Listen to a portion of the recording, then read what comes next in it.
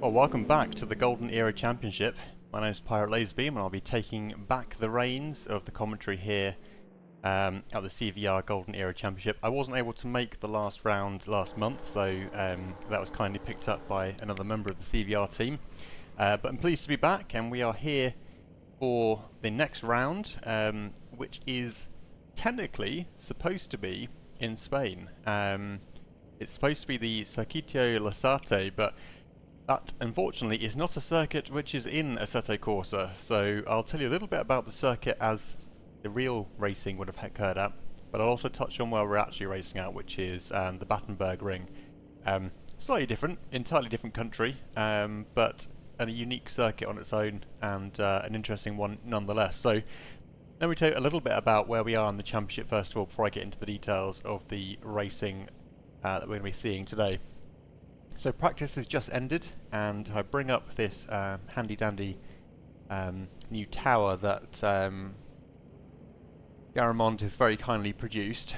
You can see that we have a new tower on the left hand side, a new call out on the bottom right which shows the focus car and so on. If I click the time here, it also brings up detailed views around not only the timing board that we have here, but also if I flip through we can see the starting grid, which is for today's race. We've got Marcus Peltonen in the front row with Etu Nurmi in P2.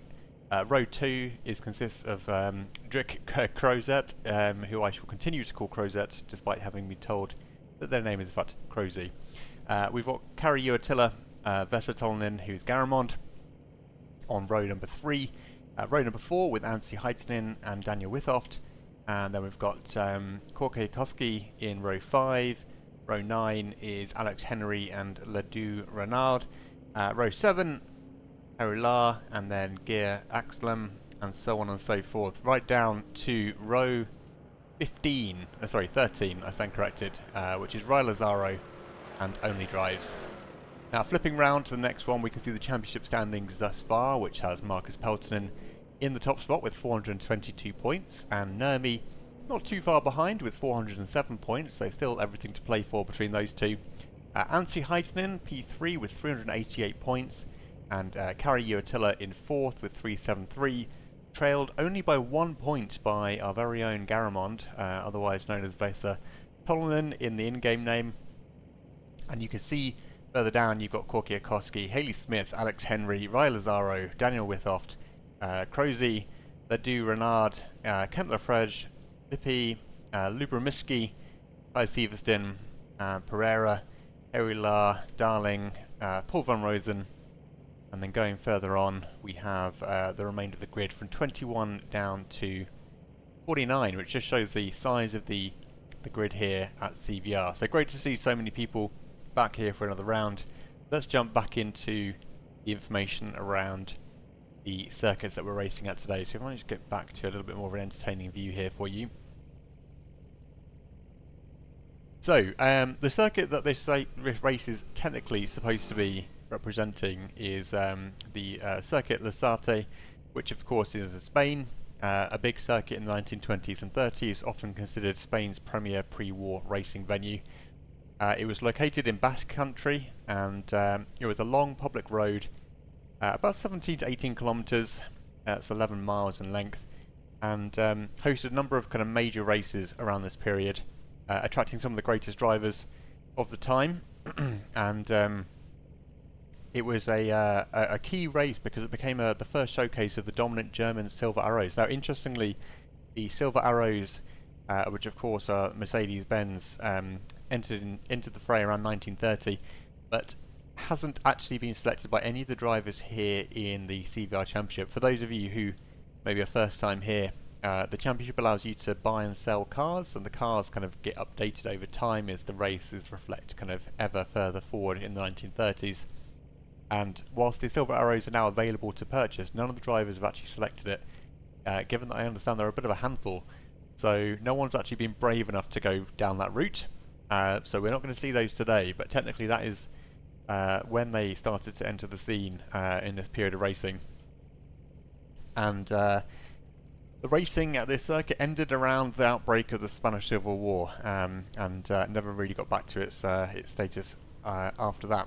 But As it doesn't exist in Assetto Corsa, we are actually taking a spin around a entirely different circuit, which is the Battenberg Ring, which was a temporary public road circuit near Battenberg.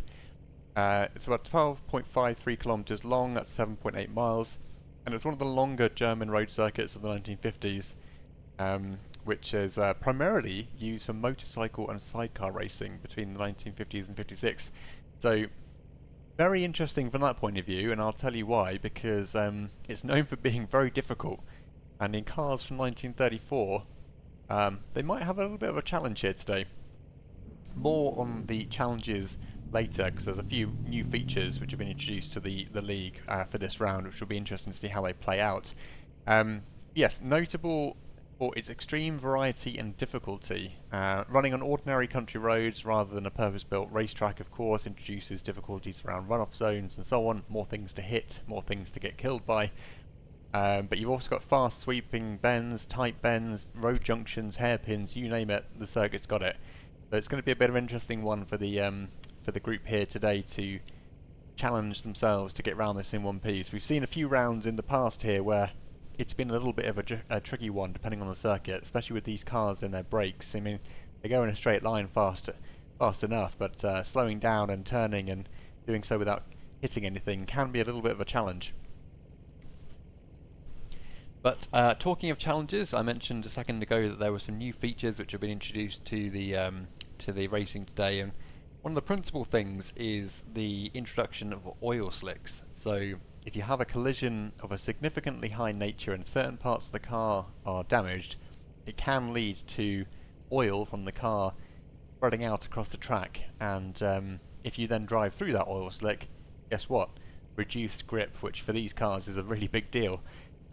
So thankfully the drivers get a bit of a warning before that happens. There's an indicator which comes up to the driver 200 meters before they come in contact with the oil. And in theory, you can have a situation where it's unavoidable given the width of the circuit. You're going to run through the oil, and then you're going to have to wait a few minutes for that oil to get off your tyres before you can really start to push again. So that's going to really start to add an extra layer of interest to the racing here, and it's going to be very, very intriguing to see how that plays out in the race ahead. So we're just getting ready here for the race. Should be a 30-lap race, which I understand will be around 2 to 2.5 hours, depending on pace.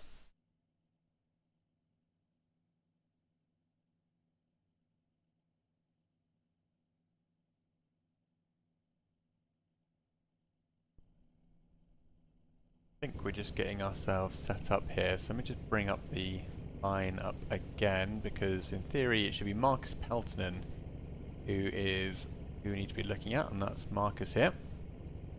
So Marcus Peltonen and Nurmi are teammates, as you can tell by their identical car and liveries, apart from the driver number changing, of course. But we've got the number 666 car driven by Marcus Peltonen here, and then Nurmi in the number 13. Good choice of numbers, guys. They're in P1 and P2. So these are, of course, some of the drivers to really watch out for today.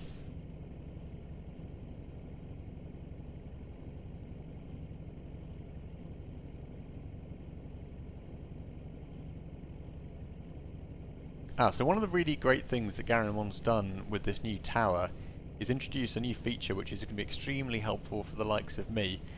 Previously, in some of these CBR races, when a car started to slow down and a driver's losing pace, it's difficult to tell whether that's, fuel saving, tyre strategy, could be something else entirely.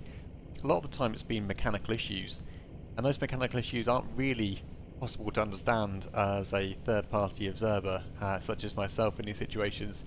But in the tower, between the DNF and the tyre selection type, there is a new kind of gap in the columns there, which is where you'll see a little exclamation triangle mark appear if the car in question is suffering from a mechanical issue.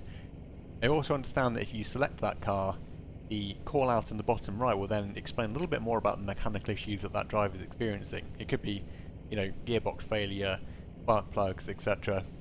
Should hopefully give me a little bit more insight into what's going on, so we can make more of a informed observation around what's actually happening to the drivers in the race, which would be really, really helpful. Really looking forward to that.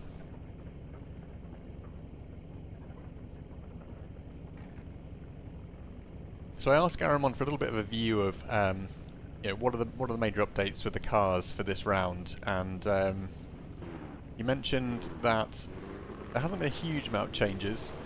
Oh, I think are we getting ready, or is this revving? No, we're not ready yet. But yeah, apart from the introduction of the ERA manufacturer, and of course the Mercedes Silver Arrows, everything else is relatively similar. One thing of interest though is the ERA entry has the Vautour et Class Type A, which has what's called a Wilson pre-selector, which is a bit of an interesting detail. It allows the driver to select the gear in advance and then engage with the tap of a clutch to bring the gear into question without having to do the normal kind of coming off throttle, you know, hitting the clutch, changing the gear, etc. So that's quite an interesting little feature to have for this period of racing. Some of the cars got a little bit more powerful, but the expectation is that the Alphas, which I think Nurmi and Peltonen are driving, are still going to have a slightly upper hand over the other cars. Bugatti's pretty fast too, and then drivers to watch are, of course, Peltonen, Nurmi, Aitinen, Uatila, and should be an interesting battle for the top 5 based on that. But let's see how we get on.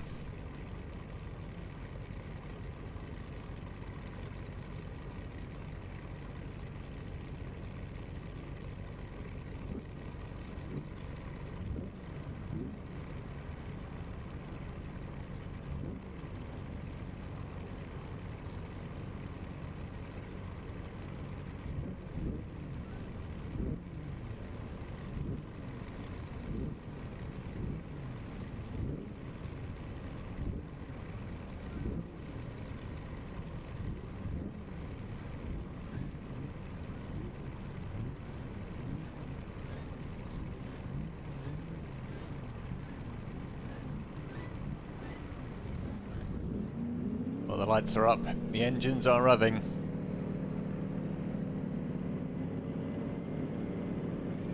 There we go, quite a long light there, holding the cars at bay. Good thing no one got a jump start there, but Peltonen and Nurmi off to a flying start there as they head down to the first couple of sweeping corners. As you can see, not a lot of room for error here at the Battenberg Ring, with plenty of obstacles to hit if you come off the track, and quite a narrow road circuit. Cars will be, of course, dealing with cold tyres for the beginning of the race and need to get a little bit of energy into those tyres before they really start to grip up. But we are otherwise off to a flying start here. A couple of the cars drifting off slightly into the grass already, but as yet, no major incidents.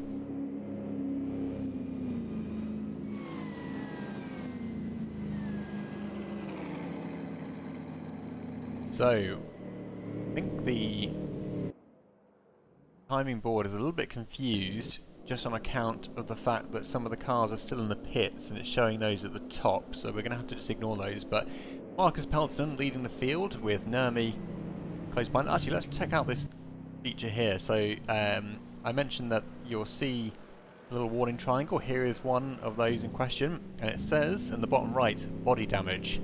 I can concur, that does look like body damage. All the wheels are slightly pointing in the wrong directions, and that's a good amount of damage. A bad situation for Cleo and Ledoux to be in. Of course, Cleo having pretty much always driven the Amel car up until now, looks to have switched over to a different vehicle, only to suffer quite a significant amount of damage at the beginning of the race, so hopefully they can get that repaired.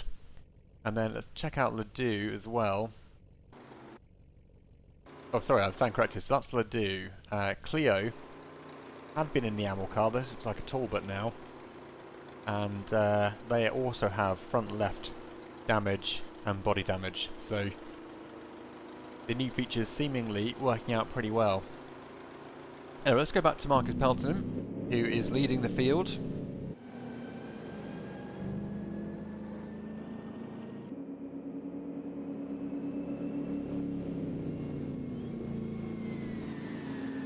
And you can see the undulations in the circuit here with quite a significant amount of elevation change throughout the course of the racing. Take a quick look at the onboard,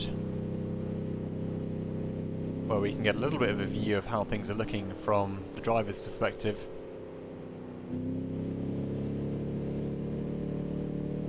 Nice flowing circuit for most parts, whizzing through the German countryside here. Just use your imagination, and it's Spain. But Pelton and Nurmi, pretty even Stevens between these two in most races, and make a formidable team. Let's go a little bit further back to Crozet, aka Crozy, who is in 3rd place currently. Here's one of those big hairpins. It does look like Pelton and Nurmi are getting a little bit closer together. Might be an opportunity for a little bit of wheel to wheel between these two, but of course as teammates I'm sure they'll be strategizing how best to do that without risk of incident. Leitinen currently running in, what's that going to be, 4th place, with the Attila in 5th, just as the briefing suggested.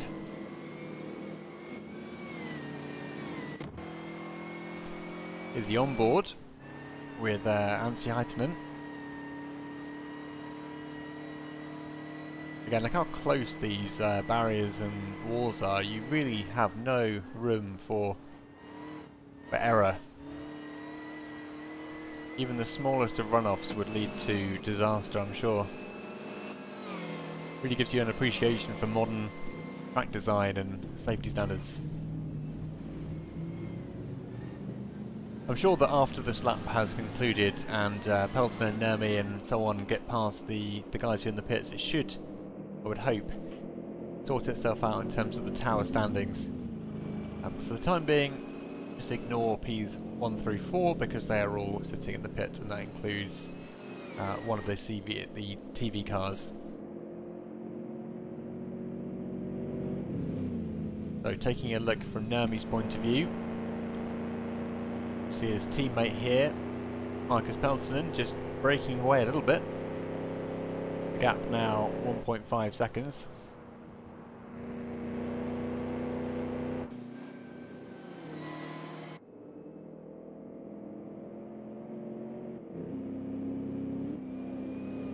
And there we go. As they come round, the running order is now correcting.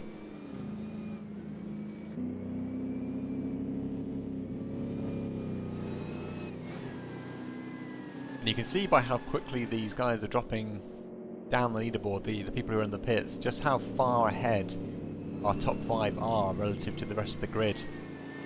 So they've already started lap 2, and only about halfway down the leaderboard have the people in the pits actually managed to get to. So significant delta in performance already opening up here between the top half of this grid and the bottom half. Of course, for Clio and Ledoux, that is very much down to their issues around damage, and actually one thing that may become more of an issue, actually you can see here that Ledoux has got the tyres fixed and they've now regained a position, but Clio seems to be a little bit worse for wear now, suffering from dual front tyre issues, and by issues I mean punctures, and there might be an issue here with, oh, looks like Ledoux has managed to get themselves turned around. I was going to say there might be an issue here from a lapping perspective. Clio doesn't seem to have a huge amount of control authority and are currently driving down a hill. Oh, that's not good news for Clio. But yes, I was going to say they might get in the way of the cars coming out from behind, but at the present state they may be okay, given they are about a few hundred metres from the track. I'm slowly coming back to it. There we go. That's a little bit closer than I thought, but they now got themselves behind a barrier, and yes, things could be going better for Clio at this present stage, but they're at least on this side of the barrier and won't be interacting with the other cars coming up from behind. But yeah, bad news for Clio. They've got a bit of a way to go And annoyingly, this fence doesn't seem to be ending anytime soon, and they are once again driving down the hill. So we'll come back to Clio in a few minutes once they've got themselves back on the track. It does not seem to be going well, however, right now. At least it's the front two which are out, not the back two, because I've seen cars even deal with small inclines. If they've lost their driving wheels, they are really a little bit worse for wear in those situations. But Clio seems to be at least able to. Well, that's a very long fence. That's going to be quite a journey for Clio here. But yes, if you've got front punctures, you can at least get yourself back to the track. Of course, Clio, I think, has the option of repairing the punctures on the side of the road, which might be a potential. But look at this, we've got P2 and 3 closing in on one another. That's Nurmi and Heitinen. And Heitinen seems to be a little bit closer. Driving in the Bugatti here against the two Alfa Romeos in the front. Ooh, so we've got Kamiski, who is in the pits, and there's a red thing here, which I'm not entirely sure what that means, but they also have quite a chunk of damage and a very nice livery to go with it. Yeah, meanwhile, Nurmi and Heitinen, the battle starting to heat up here in P2 and 3 as our podium. Oh, there's Clio. Oh, that's exactly what I was talking about. Clio, without the ability to really get out of the way in these situations, has unfortunately come into contact with Nurmi, and Nurmi's now got a triple puncture, and they will have lost all ability to steer. Hopefully the drivers coming from behind them can avoid them. That's exactly what I was talking about with, you know, no steering ability. Oh, there's a car coming up from behind, clipping the wall. Yeah, no ability to steer, and the barriers on either side mean that you don't really have anywhere to go. So I don't think Nurmi had a lot of options there, with Clio not being able to get out of the way. But unfortunate timing there for Etu Nurmi, who now drops down to P8 and will likely continue to fall down the leaderboard. Of course, they're not too far through this lap, so they are going to repair on the side of the road by the looks of it. And not sure exactly how the mechanics of this works, whether you choose to repair one or all tyres simultaneously. But hopefully if they can get at least one wheel back up and running, they might be able to get back to the pits in some relative order. But that does leave Peltonen out in first place with a lead on Heitinen of about 3.5 seconds, and Heitinen doing well there to avoid getting caught up in the damage that Nurmi unfortunately fell victim to. But I wonder actually, Clio was hit pretty hard though. I wonder if that does mean that there's an oil slick on this track somewhere. But nonetheless, Clio attempting to navigate back to the pits. At least they're back on the tarmac. Uatilla's in the pit lane. They've obviously come in a little bit early. You can see the brakes smoking there.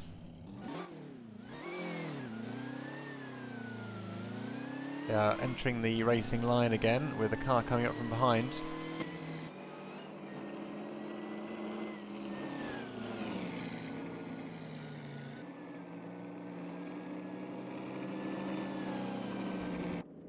So we've also got damage again for Kaminsky. Once again suffering from 2 punctures. They've just repaired their car and they're experiencing some pretty big damage again, which is not good news.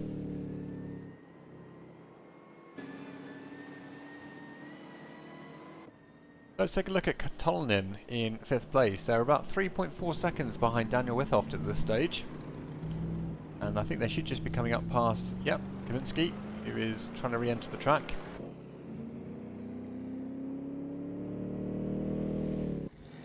Kaminsky has now got off the track again because they, of course, don't want to be creating a bit of a mobile chicane for the other drivers who are coming around.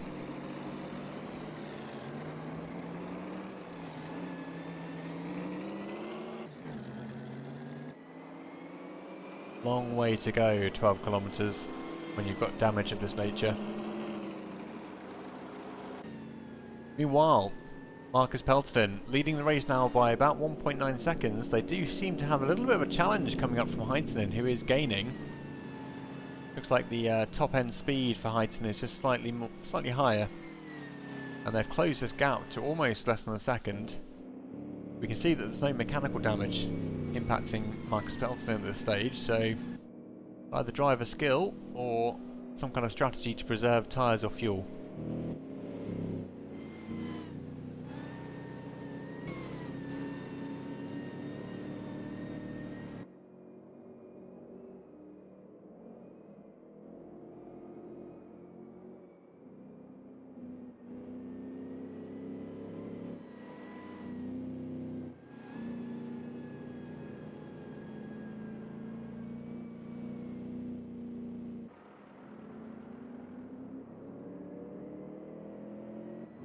Heightening, keeping this gap around one second, which is definitely going to be putting some pressure on Peltonen here.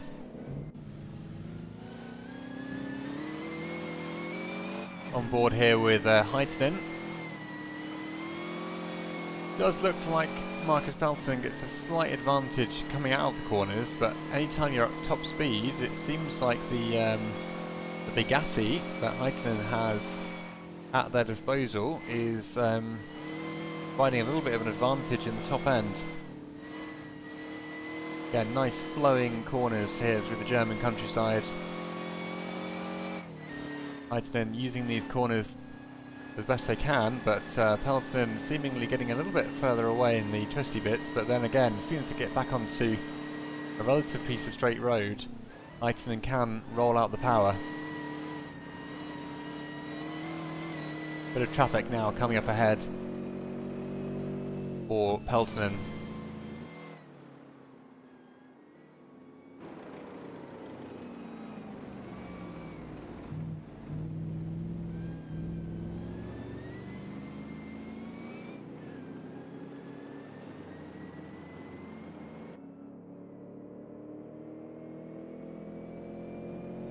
.5 of a second, 0.4. Things definitely heating up here as Heitinen looks to take an early lead in this race. In the midst of lap 2.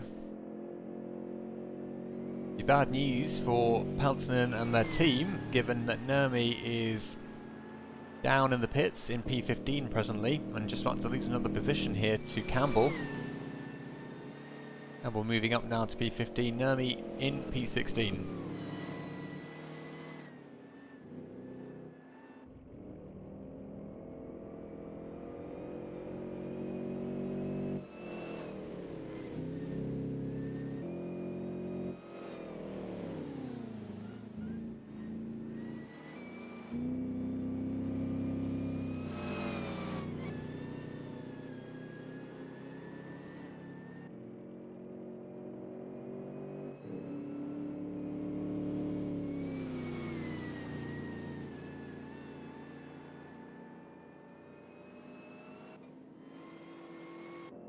So damage for Kent Lafrege, who has a rear right puncture in the 314 revival.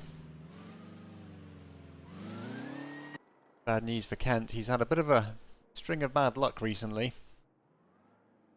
Here's Peltonen, with Heitinen now overtaking, or looking to overtake on the right hand side as they come down to what could be the hairpin by the looks of it. And it's Heitinen through to P1,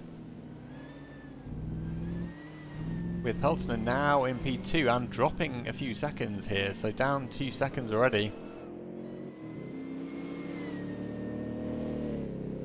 Looks like Heitinen is now free and clear to open the gap as much as they can do. 1.4 seconds remains the gap, well that is slowly increasing.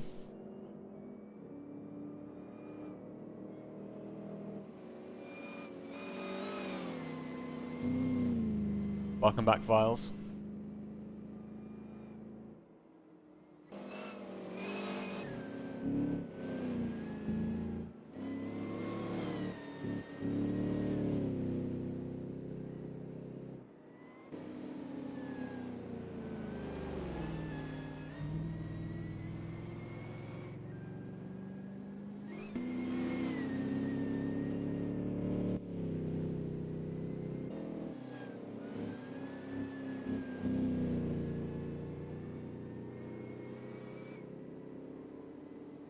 So Nurmi is still in the pits.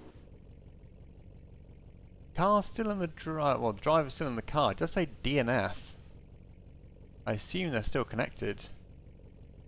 But normally when that happens, the driver leaves the car, whereas the driver is very much still in the car here. I don't know if they're just waiting for repairs or something else might be going on.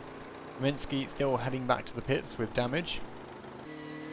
Meanwhile, Heitinen, having got past Peltonen, is now free and clear with a 3.6 second gap. So either they're running on very different strategies here, or Heitinen is just blistering around here in the Bugatti.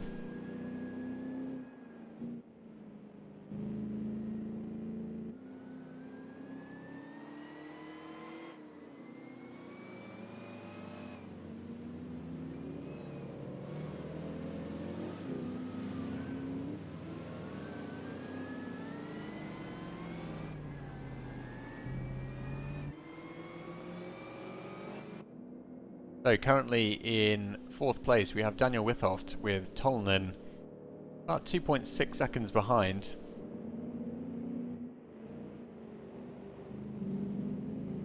And it looks like Withoft has got a little bit of...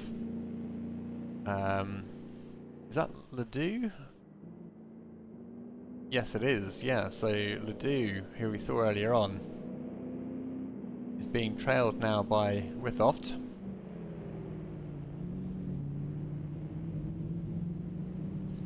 And Daniel Withoft not fighting for position here, of course. They're about 46 seconds behind the car ahead, which is Drick Crozy, Rosette, whichever one you prefer.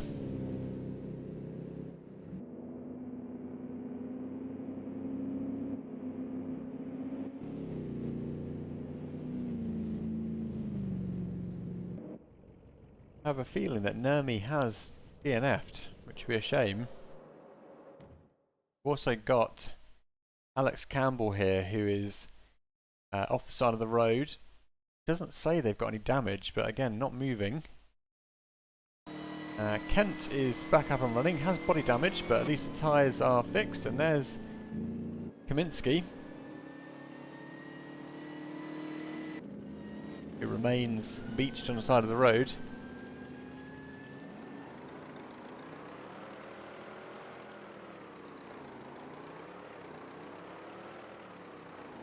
Trying to get moving again, but the car's in a pretty bad way.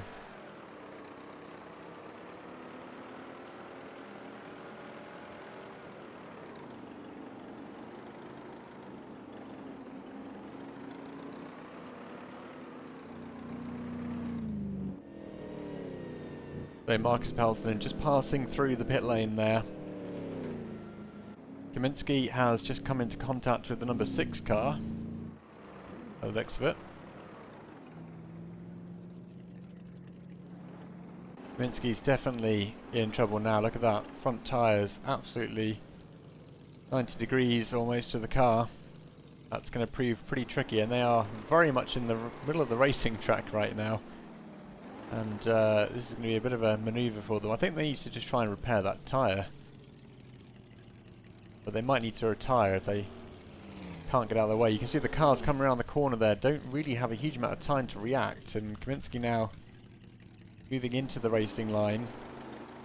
This is a very dangerous manoeuvre. I think they've been waiting for a little bit of a gap there. Their car's just bounced it slightly into the right direction at least.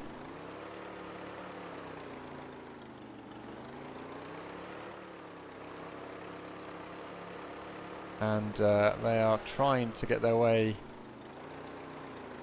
trying to get themselves back in the right direction, but of course their wheels are just turning right, so they are going to struggle here, I think. Moving back to Marcus Peltonen, our race leader, 4.6 seconds. Actually, hang on, what's happened to Heitinen? So Heitinen's now in 3rd place. Oh, it was Heitinen. Yes, Heitinen was the number 28 car who was hit by Kaminsky, so I think that is why Heitinen, having worked so hard to get themselves up to P1, is now Down in P3 with Marcus Pelton back in the top spot, Rick Crozat in P2, and Heitinen now trying to work their magic to get themselves back up the grid. Going back down here to P6, we've got Henry and Kai Sivertsen, separated by a mere half second.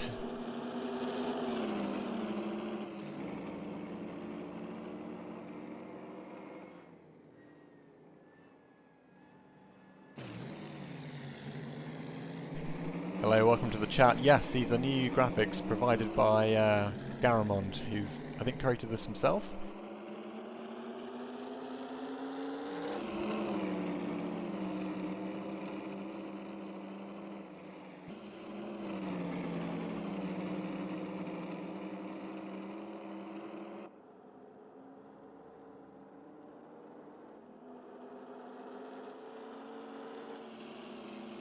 I think Pure may be struggling a little bit with this circuit, so I'm going to drop the quality down, see if I can get myself a little bit more GPU headroom.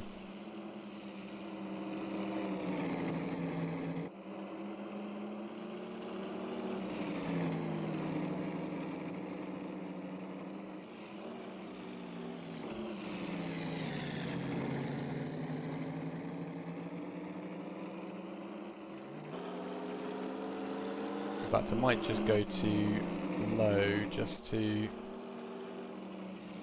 ensure a smoother broadcast.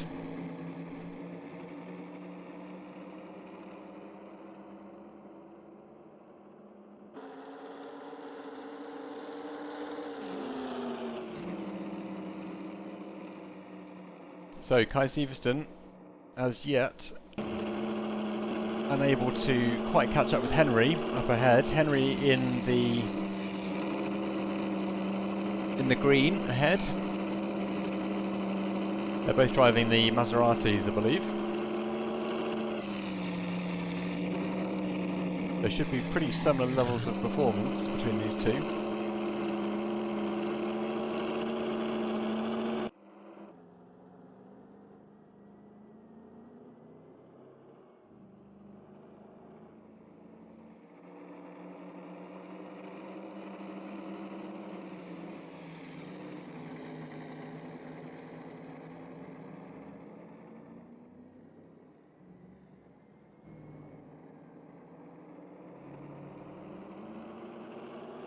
Catching a little bit of the grass there has Henry, so Kai Sivertsen now 0.3 of a second behind. A little bit of an opportunity here for Kai to sneak on through, but with it being the same car, it'll be very much down to driver skill.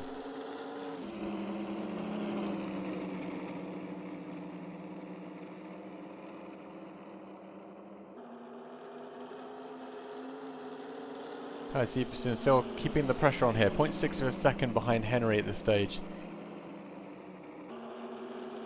0.4, gaining a little bit now. Ooh, Heitinen has damage. I think they've just hit Kaminsky again. And this time it's the front right which has taken the blow. Still pushing forward, but that's going to be a very unfortunate amount of damage. There's Kent Lefredge coming through.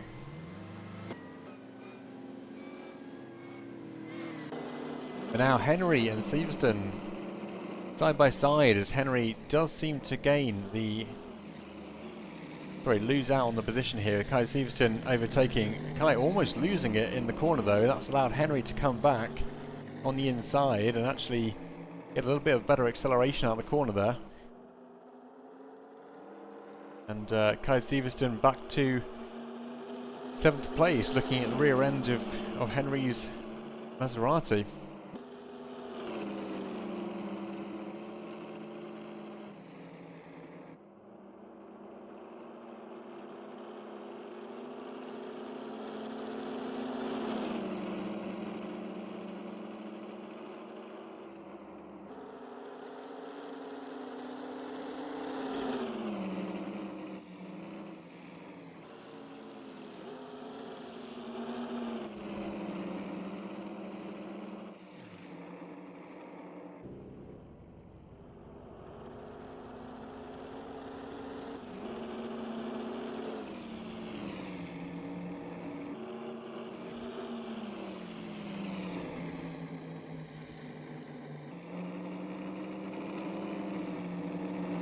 So damage for the gears as well.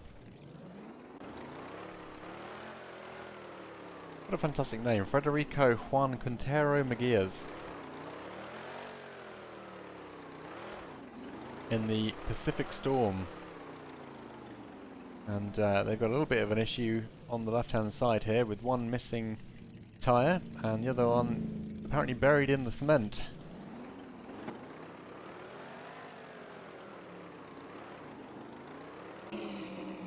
Meanwhile, Kai Severson ahead of Henry now. Seems to be breaking away. 2.7 seconds of gap opened up already.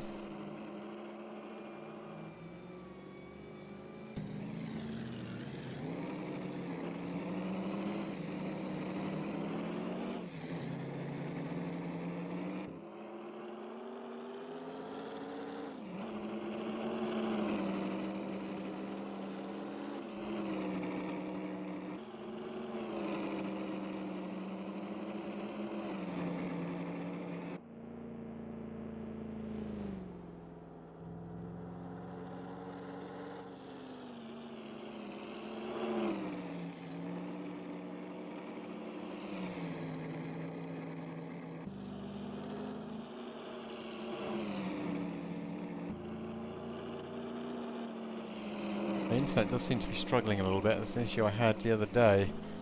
I might need to restart the stream potentially. I'm going to keep an eye on that.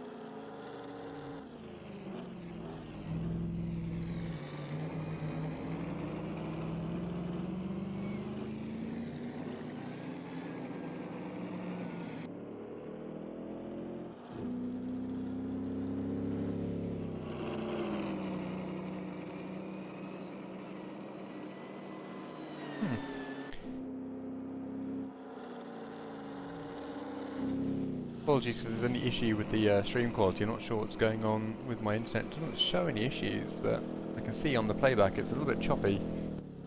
Hopefully that resolves itself over time. So Clio suffering from damage once again. 2 front punctures.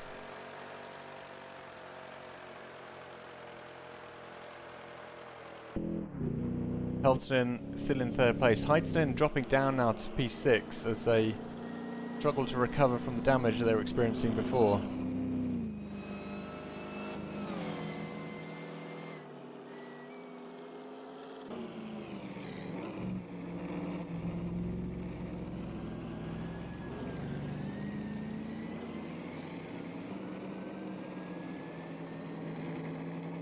But the closest battle here being Kai Severson and Heitinen, as Heitinen catches up. Only 0.9 of a second behind, and there's a bit of a roadblock ahead. Let's hope no one gets caught by that. Ooh, and it looks like Heitinen maybe gets through there, but one of the other cars in red, that could be the 46 driven by Ledoux, I'm not entirely sure. There's Clio. Heitinen does seem to be gaining here on Kai Siefsen. Look how close that curve is on the final corner. I hadn't noticed how difficult that was to navigate. But again, look at the track conditions here. Hardly any room to overtake, and very narrow with lots of things to hit if you go off the track. So always a concern.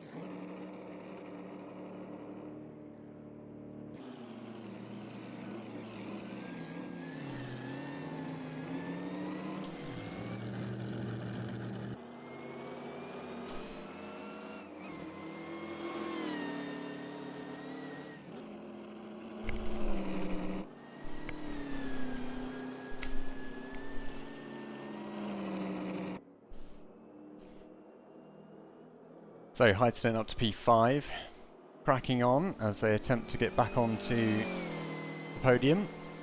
Further down, we've got Korkiakowski, 2 seconds ahead of Häkkinen.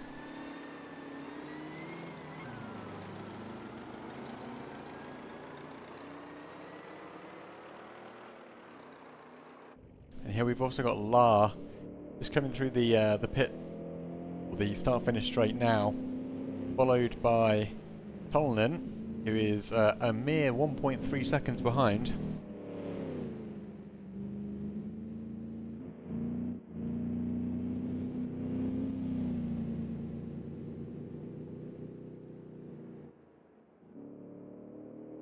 Ooh, but Tolnen has just hit the wall quite hard.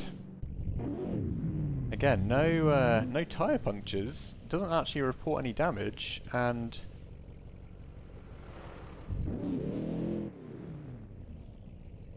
they have no oil slick either, which is good news to everyone else.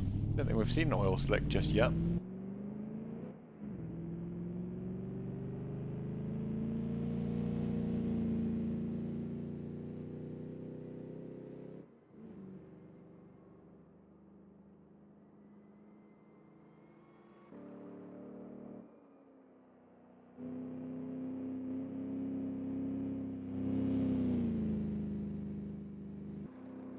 So unfortunately we actually seem to be down to maybe about 15 active drivers. We've got a few DNFs, a few in the pits. It does look like Nurmi isn't coming back, which is a shame. I think in terms of pits, Peltonen has already pitted once according to this, although I don't remember them coming in. That might be inaccurate, but they're just coming through the start-finish straight now.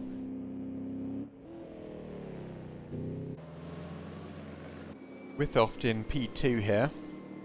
Quite a considerable margin behind Peltonen at this stage.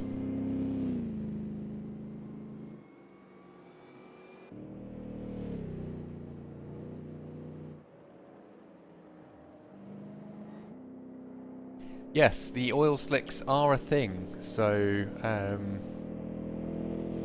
I don't know exactly how hard an impact it has to be, or whether it's a specific part of the car which needs to be impacted, but the oil slicks are available and alive, I believe.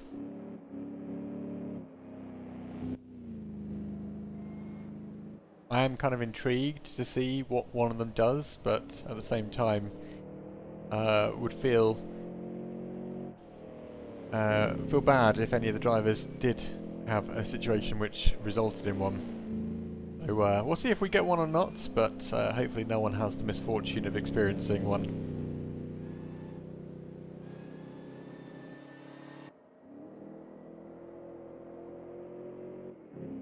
Again, apologies for any issues with the stream. I can see it's dropping some frames here and there.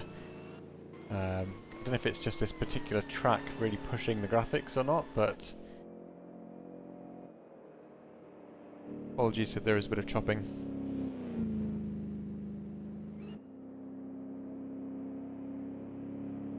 Ah, Nami, good to see you. Well, I'm unfortunate about the supercharger failure. That is, that's a shame.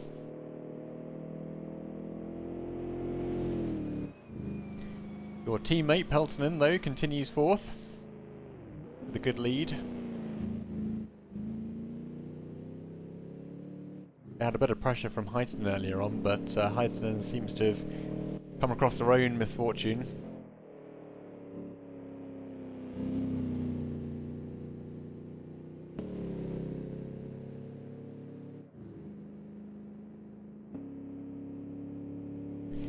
Yes, quite a few DNFs. It's unusual, actually. Usually that doesn't happen, despite many an incident, as can be expected in racing from this era. I can't see any particularly close battles unfolding out there on the circuit. I guess the closest is Withoft and Crozy, or Crozet. I've now accidentally fallen into calling Crozy by their correct pronunciation, or correct-ish. I'm sure I'm still getting it wrong. But it did make me chuckle when someone popped into the stream and said, you have to keep calling them Crozets now, because it's become a joke.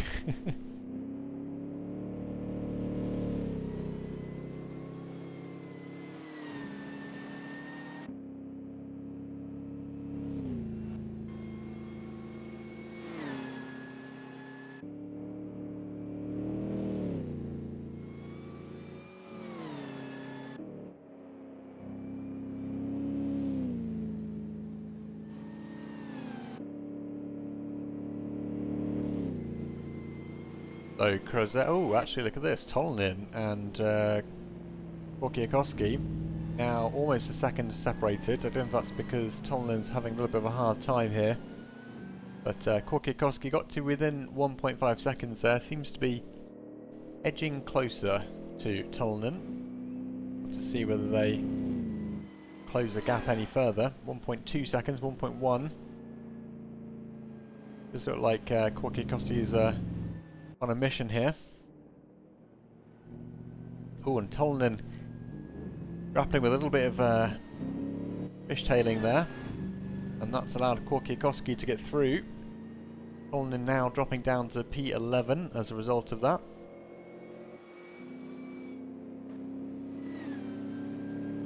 But we must remind ourselves that we are not even 1/3 of the way through the race, lap 7 of 30, so plenty still to go. Clio still suffering from some fairly significant damage here. Every time I come back to Clio, they've got 2 tyres blown, and it's not always the same 2 tyres, so this time it's the left-hand side of the car. And again, I said this before, quite a long circuit to try and get back to the pits with damage of this nature. Going back to Withoft in P2, we've got Crozet still 1.5 seconds behind.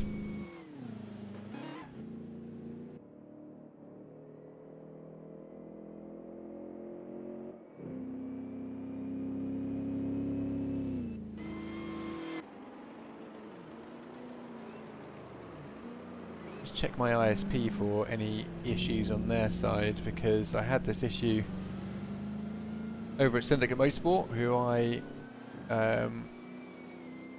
founded. Did our 4 hours of Mexico event recently, and my ISP decided that that was the one weekend that I wasn't allowed to have internet. So I missed our own 4-hour event, which is a little bit annoying. Doesn't seem to be anything particularly standing out as to why there might be some issues, but definitely getting some drop frames here and there. Let's see if I can dial down the stream settings a little bit just to help compensate for this.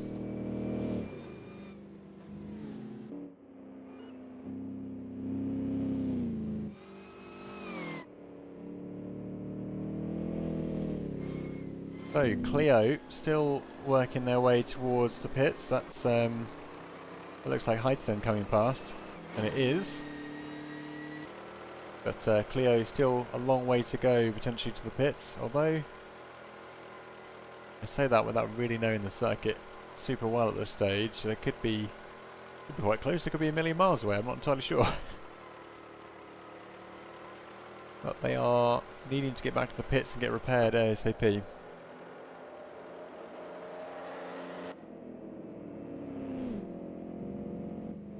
So here we go, Crozet, 0.5 of a second behind Withoft as they lunge forth in the blue Bugatti and edging closer to the Alfa Romeo ahead. We've seen this before with Heitsenen's Bugatti. They do seem to have a little bit of an edge here in some of the straights. Sorry, the Alfa potentially slightly more dominant in the corners.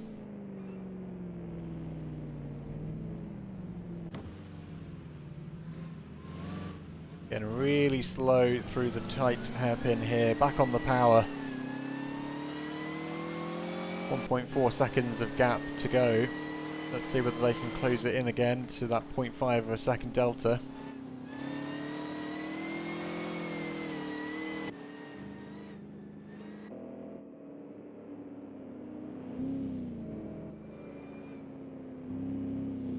On the straighter sections, they definitely seem to get that slight advantage there and almost getting down to below sub 1 second again.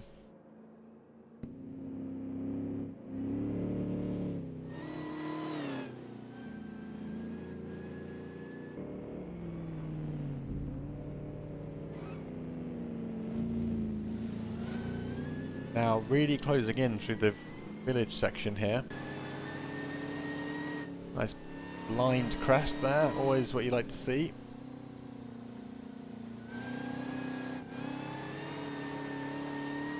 Back on full throttle, 0.8 of a second, let's see what they can do.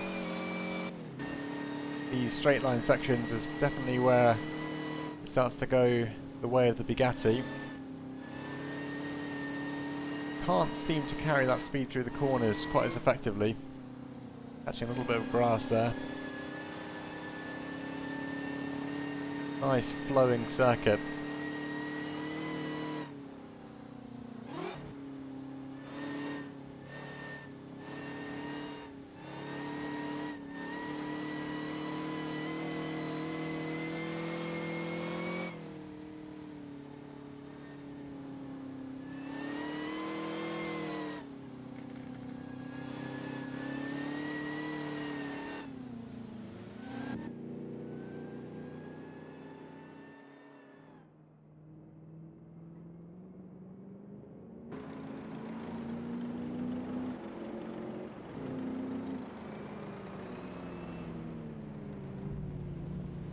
Once again, just sitting in that sub 1 second zone, but not quite managing to close the gap any further, at least for the time being. Bit of traffic up ahead though for Withoft, and that may slow them down just a touch.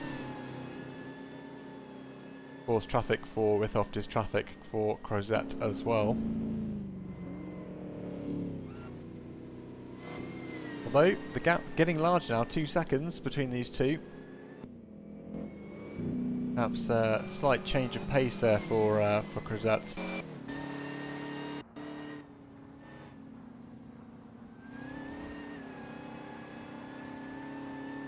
Getting nice and close to those walls.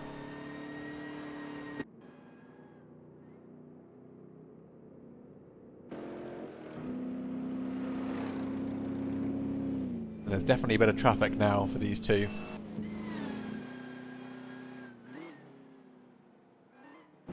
0.8 of a second as they come into the hard left, round and up the hill. Number 24 car there is getting overtaken by the trio here.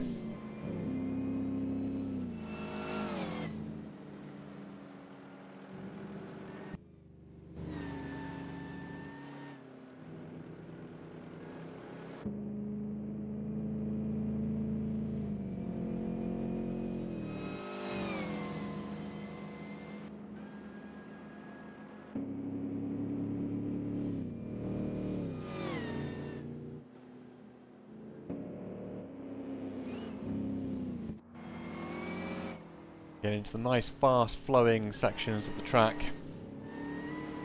Just coming past the start finish straight. And Crozet 0.5 of a second behind Daniel Withoft at this stage. It's definitely starting to heat up here between the Bugatti and the Alpha. Now might be the chance that Crozet's been looking for. Ooh, number 6 spinning out there. That is, I think, Ledoux.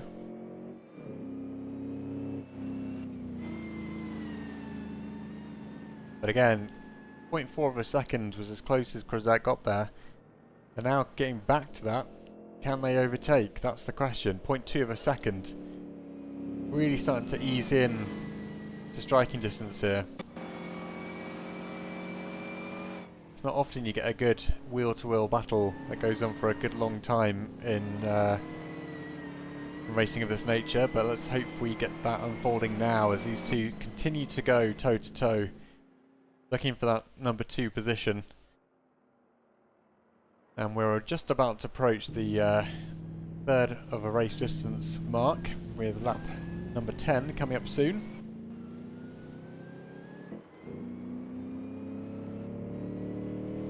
Further down you can see Korkiakowski overtaking La, or attempting to. And there they go, through to take P9. Meanwhile,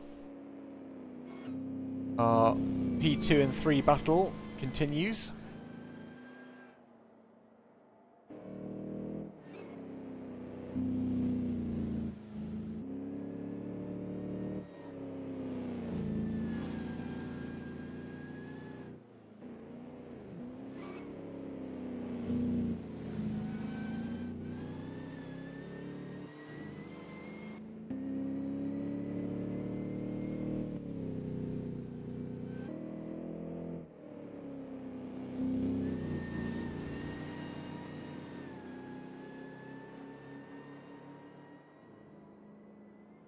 So once again, Crozet hanging in here. Just hasn't quite managed to close the gap into an overtake, and 0.4 of a second is a very respectable place to be right now. They seem to be edging a little bit closer. Again, catching a little bit of grass on that same section they did on the last lap. But they are definitely putting the pressure on now.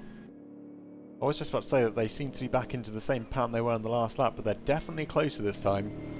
Pushing with a little bit more emphasis, and does feel like they might be onto a winner this time. 0.5 of a second. It's gonna go one of two ways. Either Withoft's gonna be worn down from the pressure, maybe cause him a little bit of a mistake, or Crozet's going to just find that perfect moment and slide it through on the inside. Let's see which of those options. Well, of course the third option is it all goes terribly wrong and Crozet doesn't get to overtake at all. But let's hope for a nice long battle here between these two. That'll give me plenty to talk about.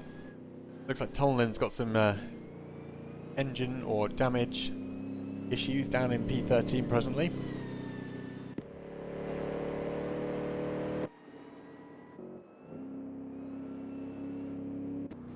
On board here with Crozet now, they are absolutely piling on the pressure.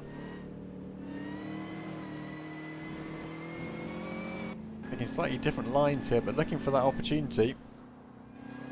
Cuts to the inside and throws it down inside. That's a beautiful overtake for Crozet there. Very well deserved as they get the Bugatti through to P2, and Withoft resigned to P3 there after a valiant effort holding the mighty Crozet at bay, but it's now Drake Crozet in P2 followed by Daniel Withoft in P3.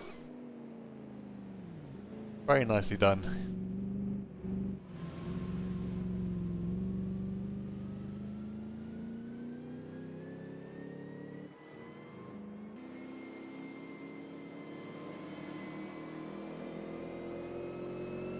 Let's just stay with these two for a few moments more to see whether Withoft can catch up again.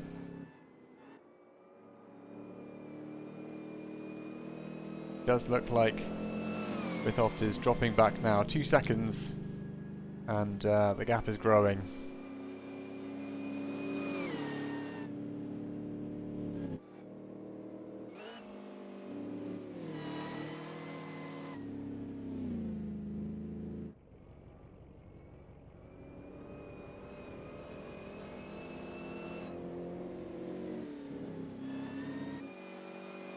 So lap number 10 is upon us. Marcus Peltonen still leading the race with Drick Rosette in P2 and a good minute or so behind. Meanwhile, Withoft in P3 further slipping back from P2 with a 3.6 second gap opening up there. Kari Uotila just crossing the line there, 19 seconds behind P3. And Heitinen looks to be still in the top 5, not too far behind Kari Uotila, but rear right wheel seems to be a little bit funky. That's certainly quite a lot of camber. Maybe a little bit too much camber.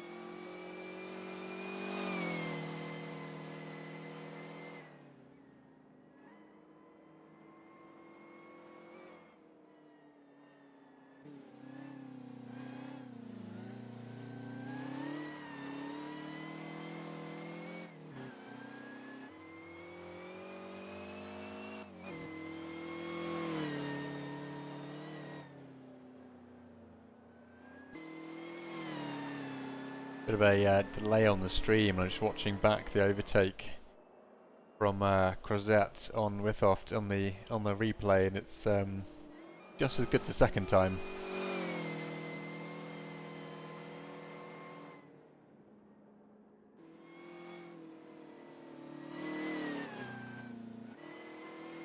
Perfectly sets it up and then powers through on the inside. It's very, very nicely done.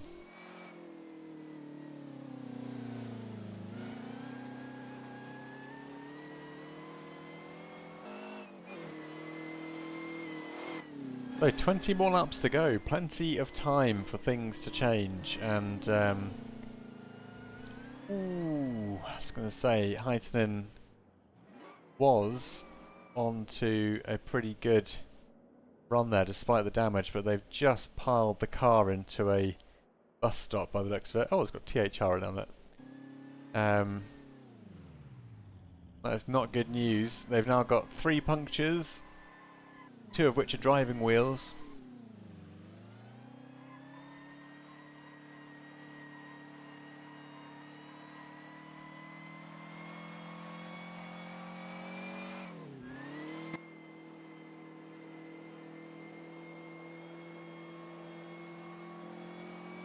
And that's going to be a while for Heitinen to get back to the pits. Could be inducing some overheating issues here if they continue to power along without much airflow over the engine.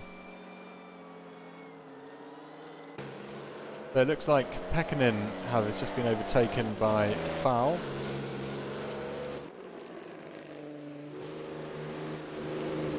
Fall. What they're driving, but this thing sounds like a beast. Well, that's the new ERA car. Interesting.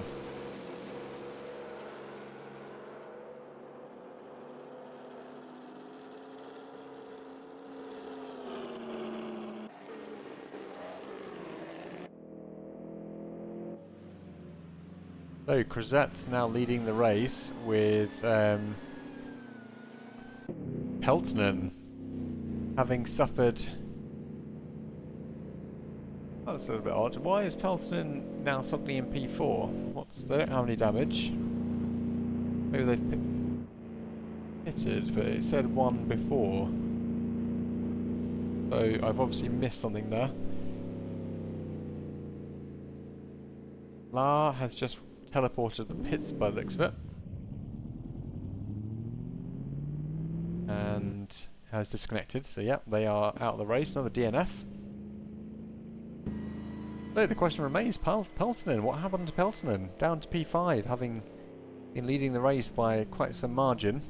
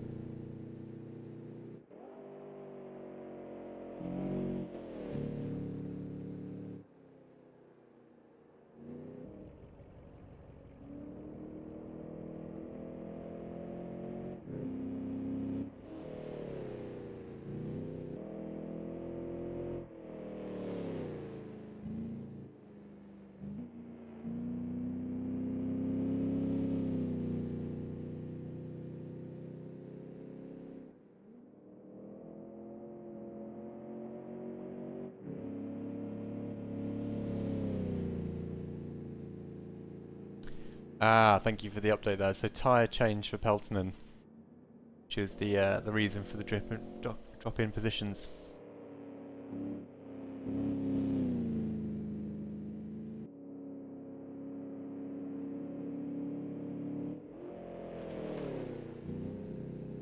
So Heitenen, side of the road, repairing damage, and Lazaro, equal position here, stuck on the side of the road, repairing damage. So common theme. It promised at the beginning of this race it would be a tricky one. So leaving ever fewer cars still in the mix here. Henry's still going. Oh, there's someone else there with a... Who was that behind Henry? He had quite a lot of damage there. It isn't Lazaro, it isn't Heitenen.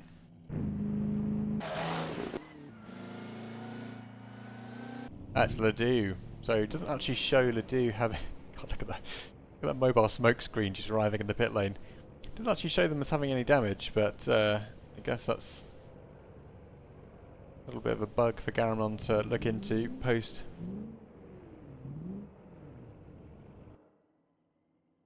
Ah, so bugged suspension. They do have a front right puncture, but yeah, suspension is very much damaged. Can I just go back to fall, because you listen to the sound of this thing, it's just... It's a monster. It just sounds like a very angry car.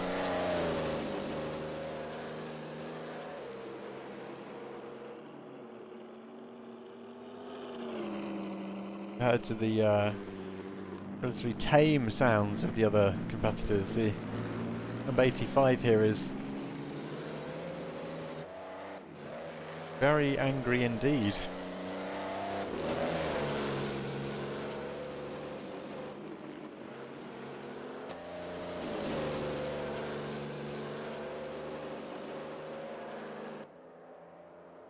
But as yet, no oil slicks on the track just yet. There is still time. Tollen in, side of the road, front left puncture. But it's puncture galore all the way through this race at the moment. Everyone's picking up a few. So Drick Crozet's leading the race now with a 1 minute gap to Kari Uotila. Uotila, one of the favourites for the race in P2. Marcus Peltonen, P3, working their way back up.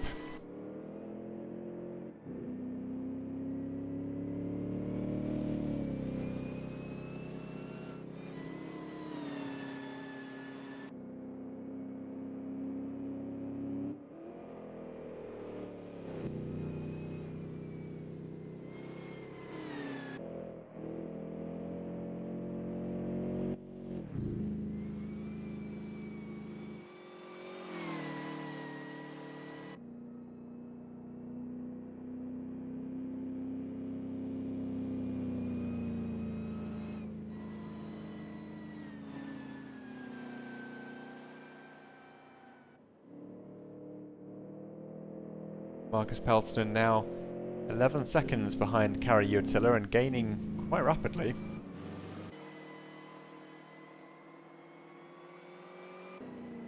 Although that might have just been that big hairpin they've just gone through.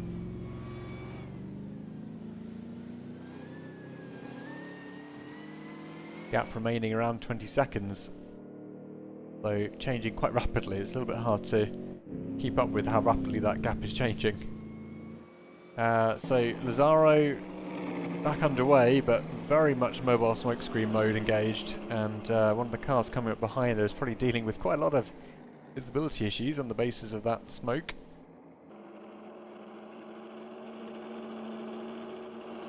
It's going to be causing some measure of flat spotting, I'm pretty certain.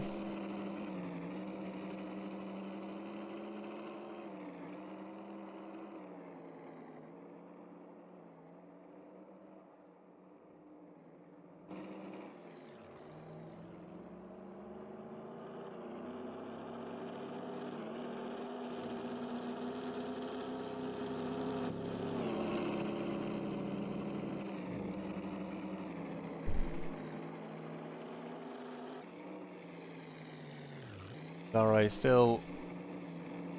still able to turn despite the wheels very much not looking like they're turning in the right direction. That, as you mentioned earlier on, that could be the suspension bug. Tell me more about the suspension bug. Is it just a visual bug, or is it actually a physics impacting bug? This feels like the kind of thing which would make the car not go in a straight line.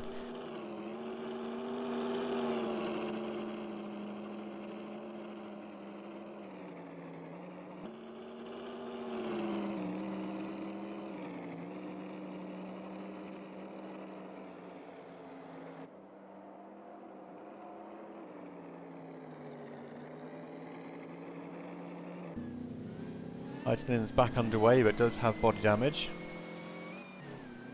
Down in P8, having earlier been leading this race.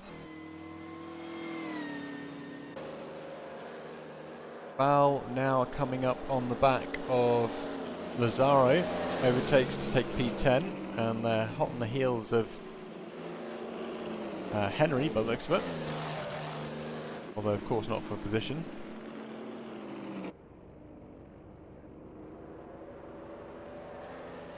Ah, good to know, thank you.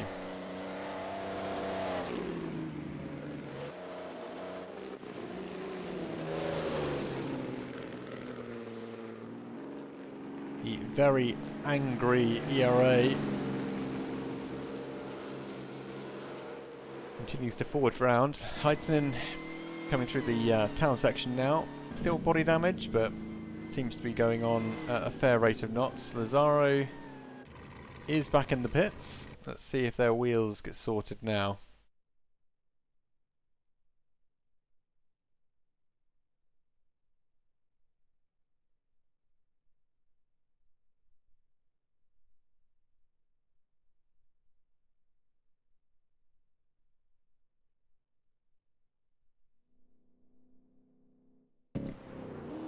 So Peltonen has closed this gap to Uotila. It was about 20 seconds a while ago, but now 9.2.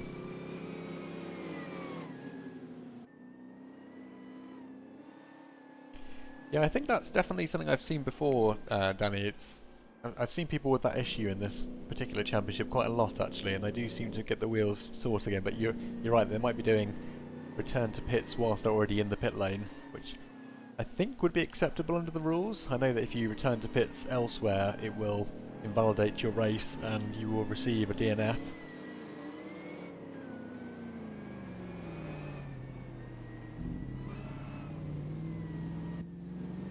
Looks like Korkiakowski here is catching up with Heitinen. Heitinen, of course, still reporting body damage, so might be making things a little bit more straightforward for Korkiakowski.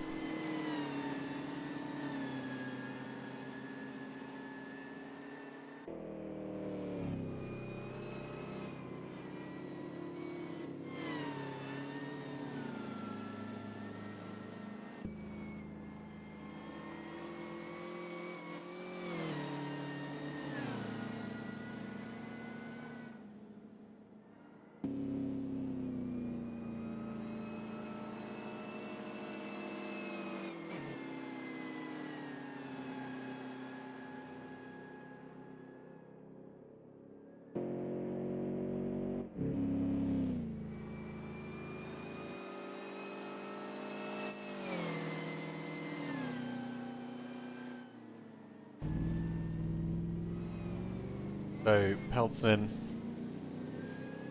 wants to get it edging a little bit closer.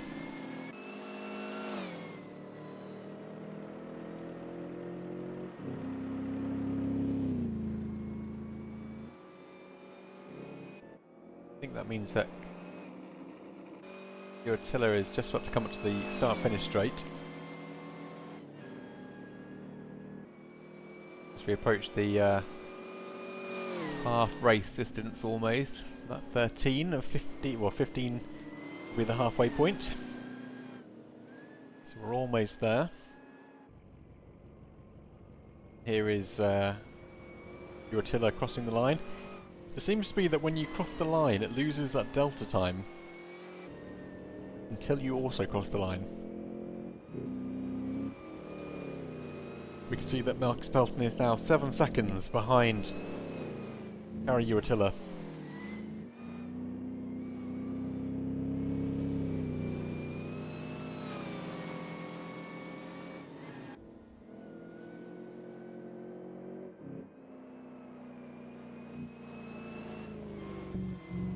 I think that sounds like Heitinen behind. It is. Oh, but Heitinen is just going off the track. They managed to keep it going in the right direction though.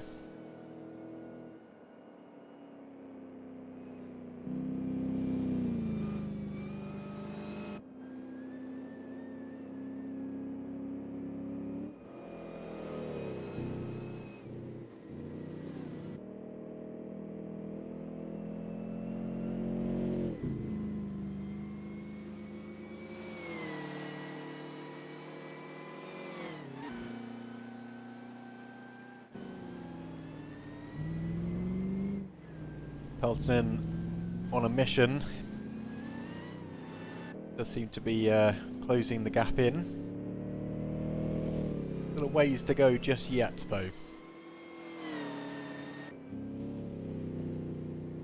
The car's on the side of the road there, that looks like it could be Pekkanen. Actually no, that's a different car. Quite a few cars on the side of the road.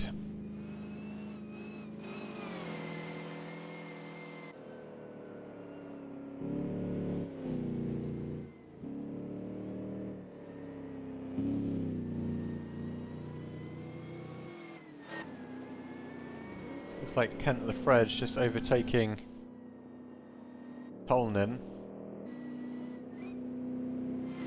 in the 314, moves up to P13.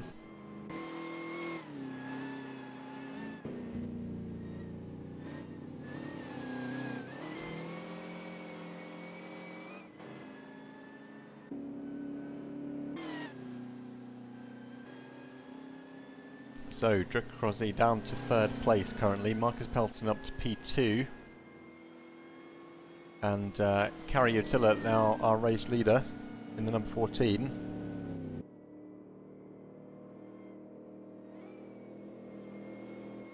You can see in the background Marcus Peltonen bearing down at some rate of knots in the Alfa Romeo. And if Uotila is not careful, they will be experiencing a rearview mirror full of Alfa Romeo very shortly.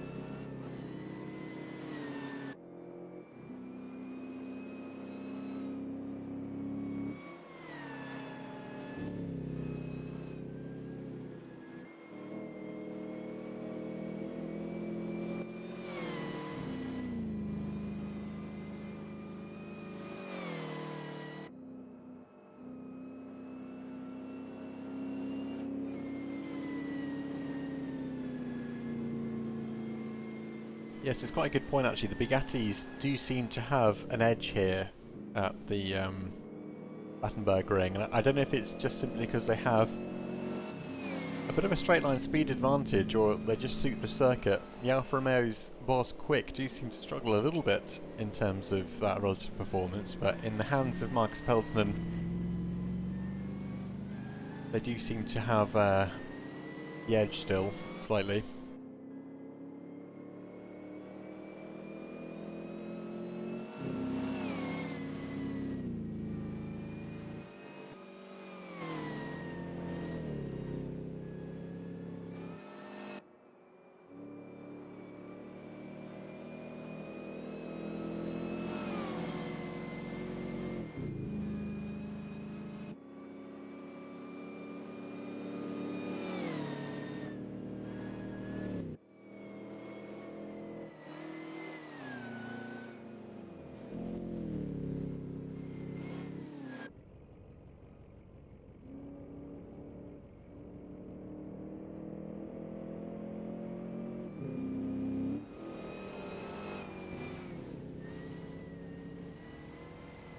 So Uatila into the pit lane, and Marcus Peltzman through to P1 with Drick Grozzi coming back in for an overtake in the pits, and therefore back up to P2.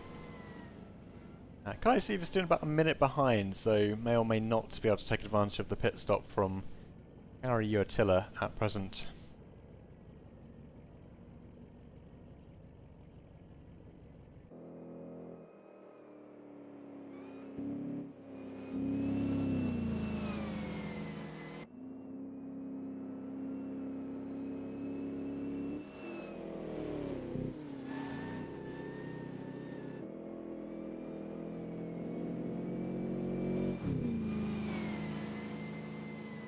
Meanwhile, out front, Marcus Peltzman resumes the top spot of this race, just around the halfway mark.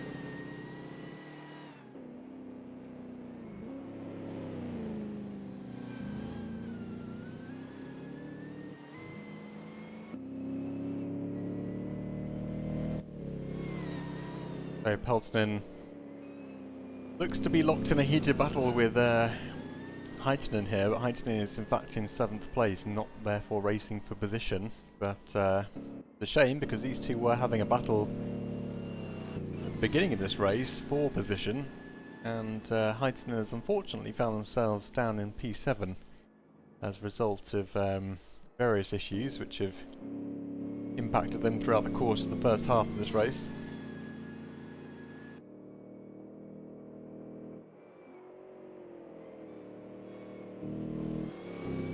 Yes, unfortunately, not as many cars driving as we would like to see, although thankfully Kai Sievertson is still in the race, having just installed the car on the way out the pits.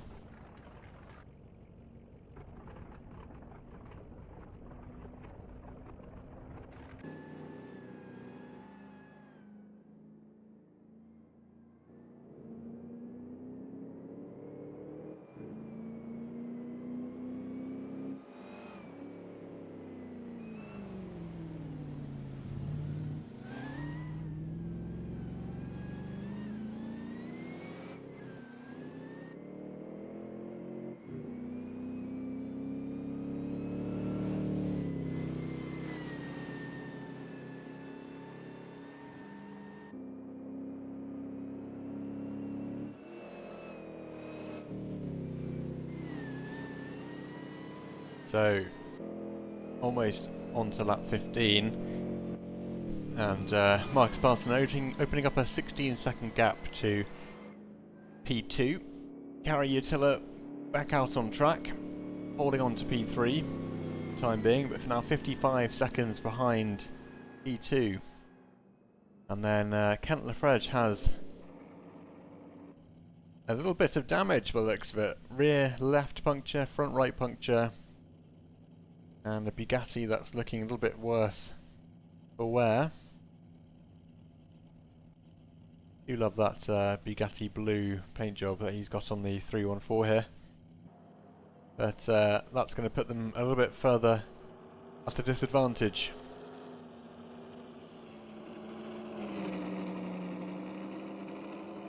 That was Kai Severston,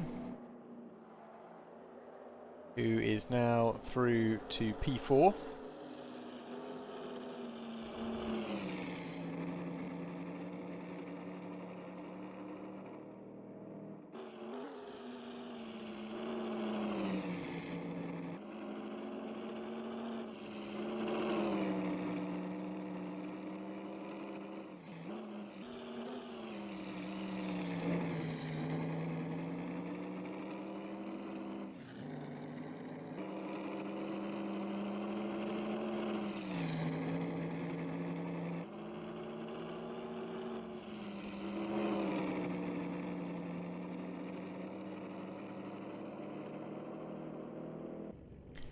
Ah, so we have an oil spill apparently.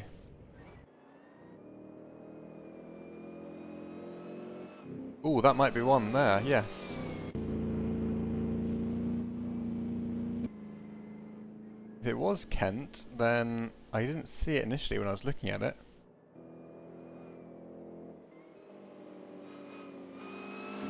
See if we can see where it is.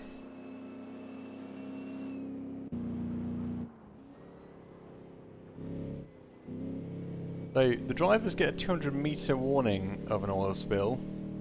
We can use this camera here to see if we can spot it. I'm not sure how long they persist on the track for.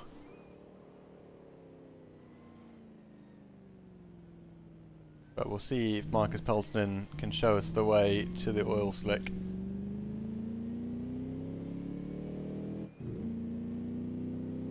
We have had some pretty heavy crashes in the race thus far, and we haven't necessarily seen an oil slick. Oh, there it is, yeah, right, so that was where Kent was. So now, in theory, oh god. In theory, Marcus Peltonen has oil on the wheels. And they'll have to take it a little bit easy to avoid it.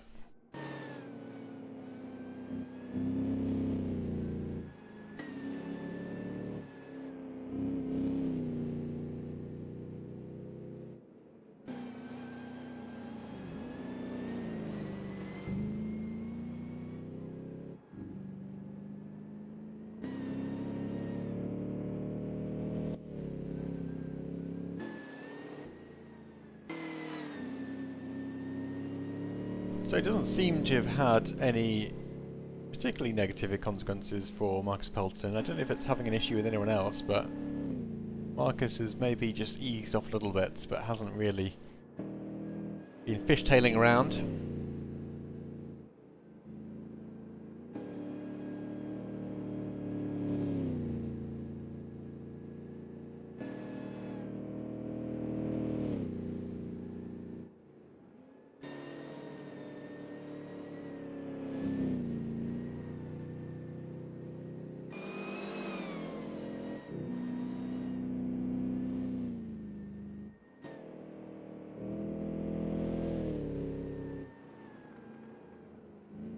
Yeah, it's a great addition to the game. I love seeing what people come up with for Assetto Corsa. It's wonderful to see so much development still going into this game from a modder's perspective.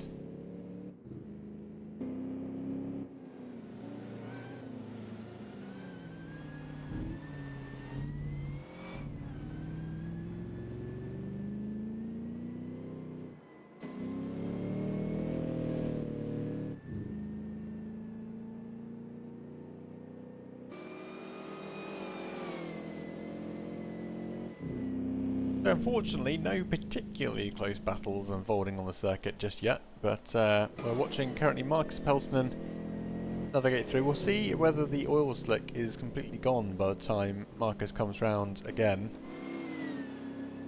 But I think Kent returned to the pits and has since left the car, so I think that was game over for Kent, which leaves even fewer cars. I've never seen so many DNFs in a CVR race before, but here we are.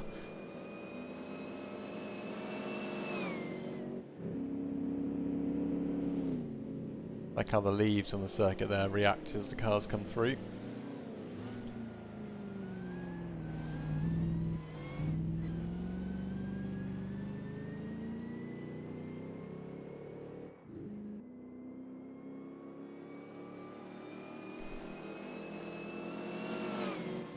Glad to hear it.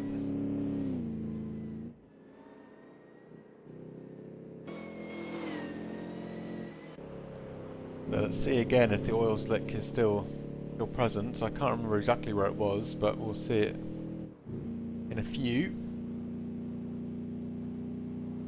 This looks like the way down to the start-finish straight again.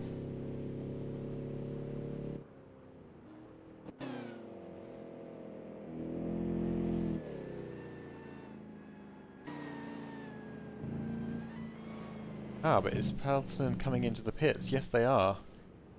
And Heidston also pitting.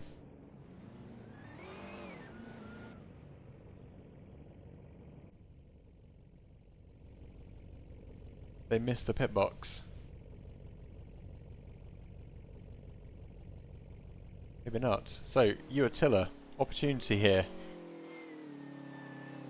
Quite a substantial gap to fill between where they are right now and overtaking Marcus Peltonen, but opportunity is there nonetheless.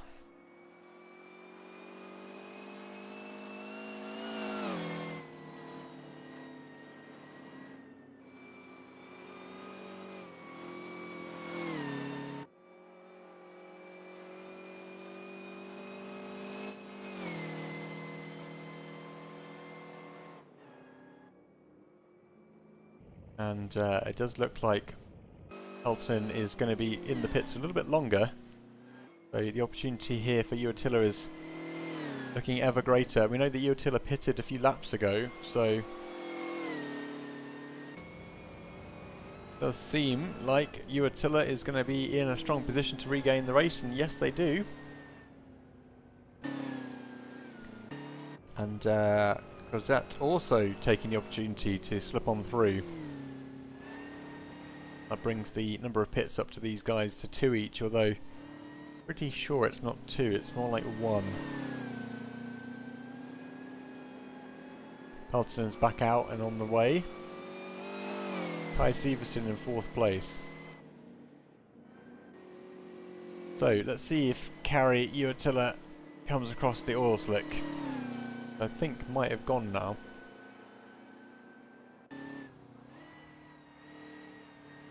It was around here somewhere, wasn't it?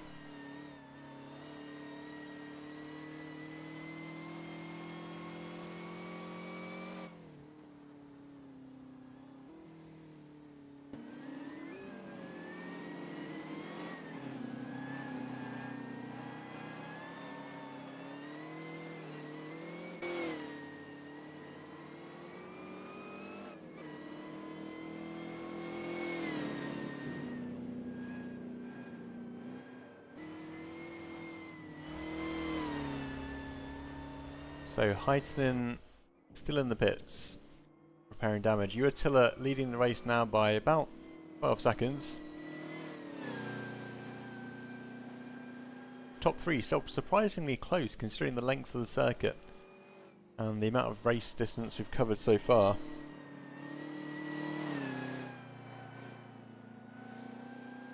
Ah, that's unfortunate, Kent. You didn't mean to DNF. I've noticed it says DNF even when cars are still technically racing, but just stationary. See, Heitinen says DNF, even though they haven't actually finished. Oh, I stand corrected. Heitinen has left the vehicle, so that makes more sense. So we're down to a handful of cars still running in the race.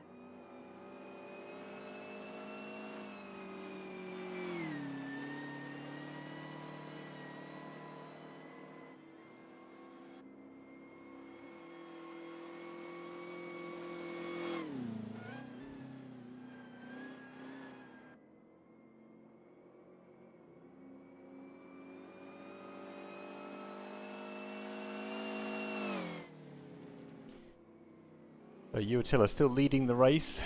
Rosette's only about 6 or so seconds behind. Marcus Peltonen back out on pace, but 12.3 seconds or so further back than Drick Rosette, and then Henry is a good few minutes behind there. So the top three still relatively closely spaced, and opportunities here for a bit of switching around in the top three across the next 4 or so laps. P4 onwards, get a bit more spaced out there, although Daniel Withoft still has a chance here at closing the gap to Henry, depending, although that gap's getting relatively large quite quickly. Otherwise, it's DNS for most of the grid, which is very surprising. Although it sounds like Kent had an issue of being DNF'd without really expecting it.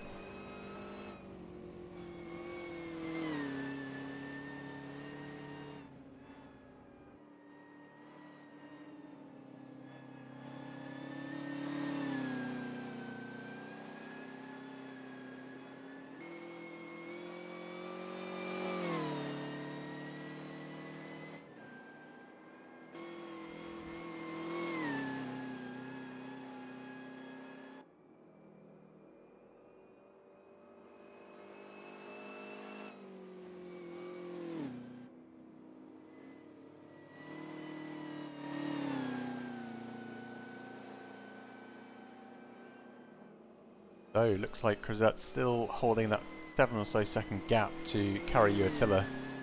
Peltonen not quite edging closer yet, although can depend where you're on the circuit. You can see the delta dropping quite significantly at this present moment, because I think they've just gone through one of those slow corners.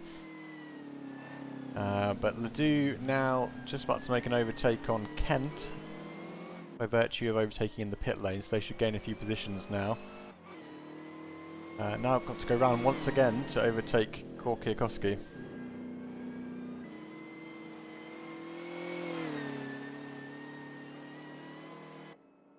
Ah, interesting, Kent. You were also the first person in the race to be involved in an incident that created an oil slick, so we got to see that feature in action.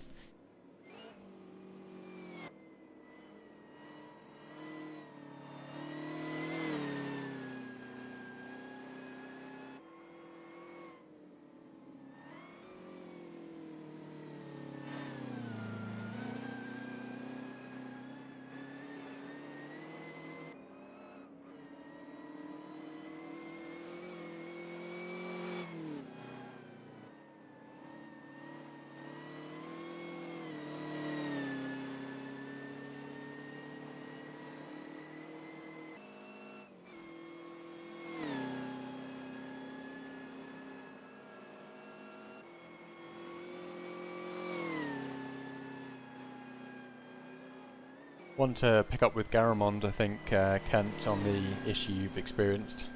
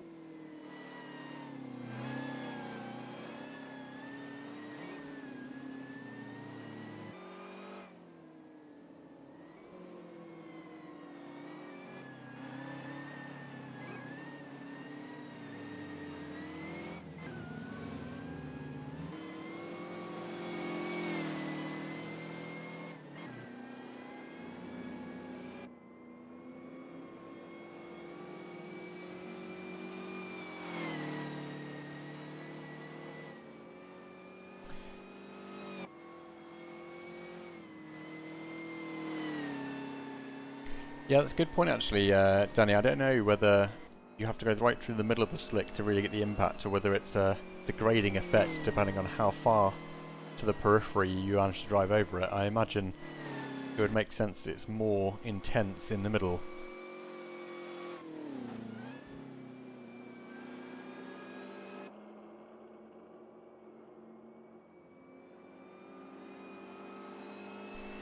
So, Drick Crozet has closed the gap to 5 seconds now, shaved off a few seconds on Uatilla since we last saw.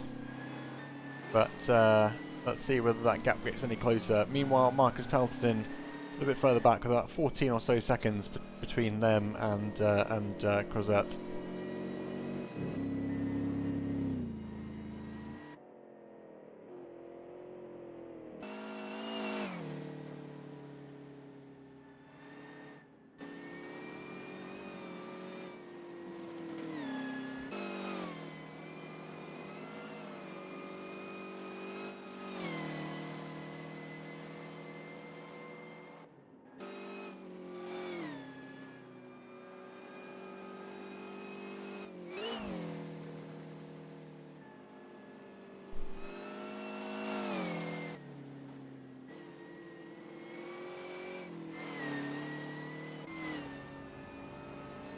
So across the line comes Crozet, 3.9 seconds behind Uatilla at this stage.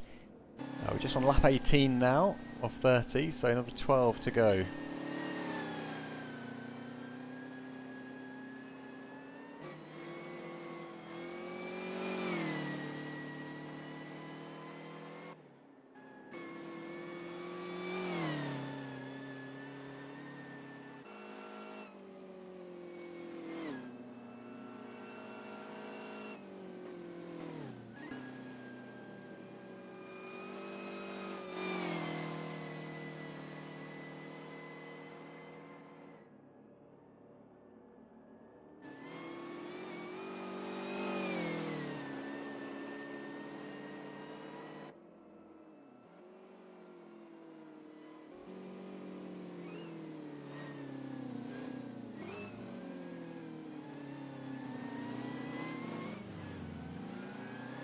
Round the hairpin once again for Crozet, still 6 or so seconds behind, although that starts to fall off quite quickly after the slow corner, so the real delta is somewhere around 3.5 seconds.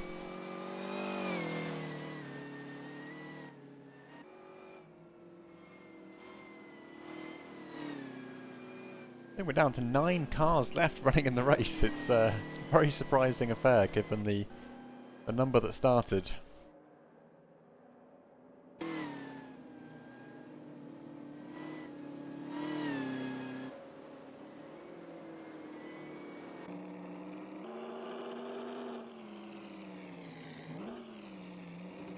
So ooh, there's the ERA. That's missed the fall. And it's Uatilla still leading, but with Crozet definitely gaining.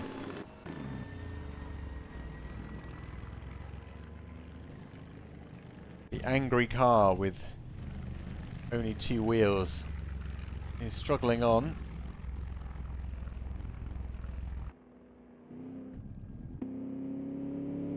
Marcus Pelton will be coming up past them shortly, I believe.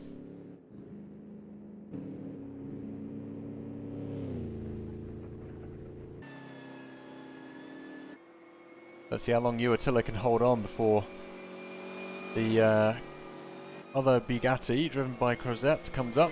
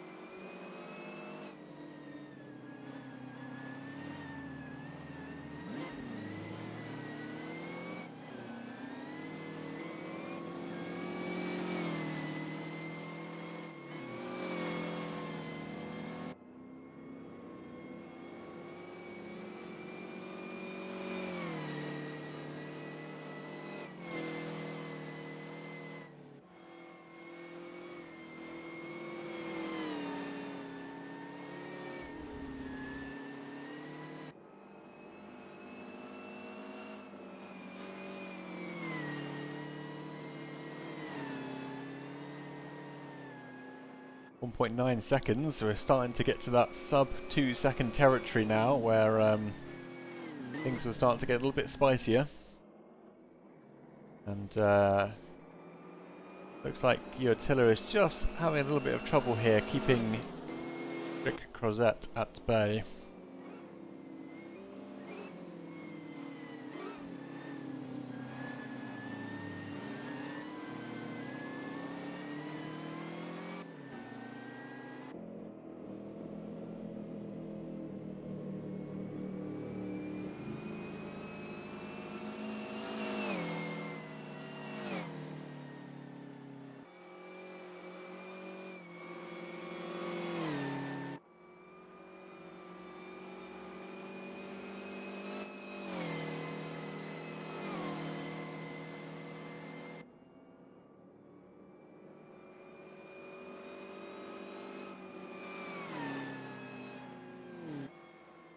.6 seconds. Attila, no doubt, looking at the delta and wondering if they can push that a little bit harder to keep them at bay. Certainly seems to be putting the pedal to the metal.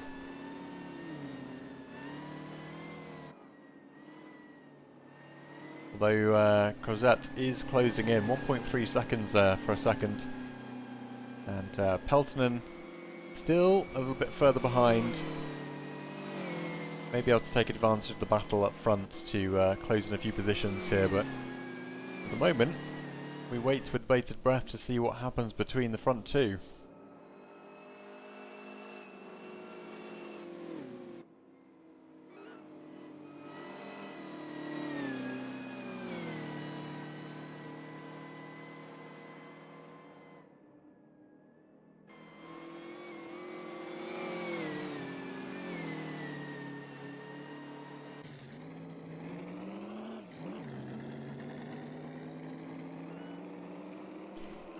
Here we go, sub 1 second deltas.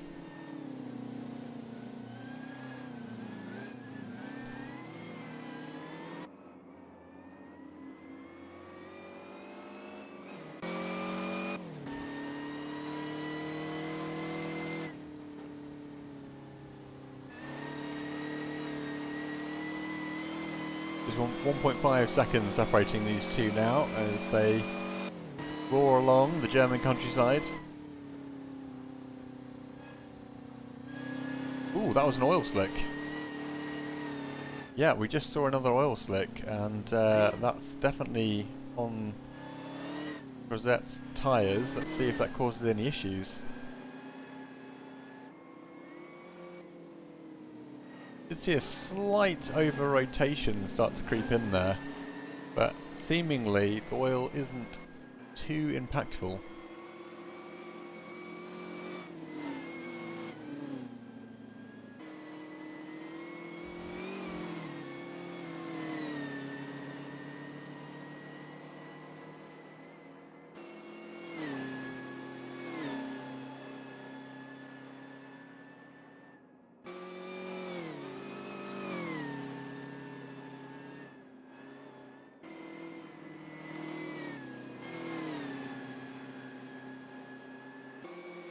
Only 0.9 of a second separating these two.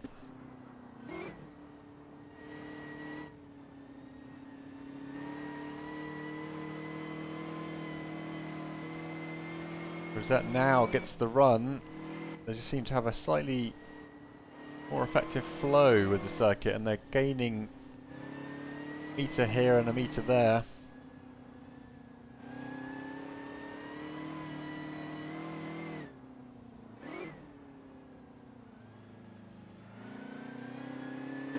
Unclear if the oil is still impacting them at this point. I'm not sure how long it takes to lose the impact of the oil, but here they come.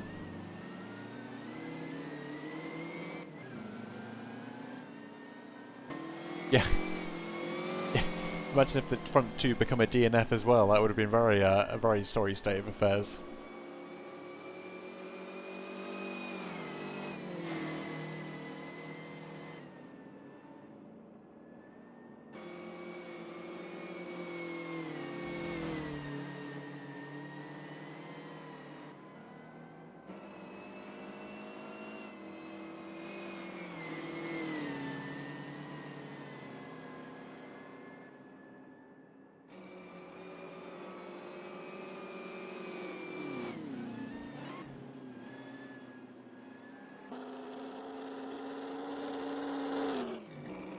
.5 of a second. The heat is definitely being turned up here.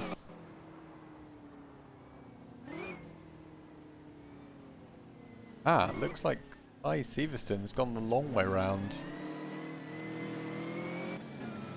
But stays out the way so that our race leaders can crack on.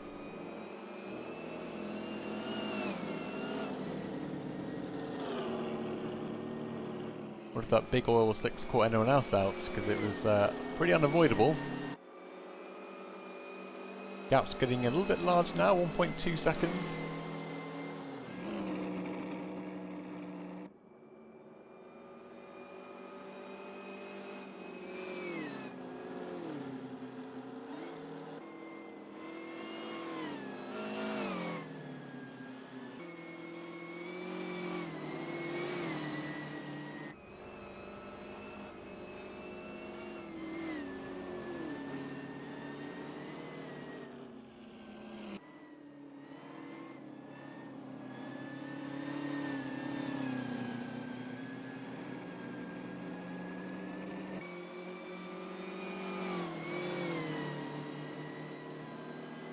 Wait, 7 of a second.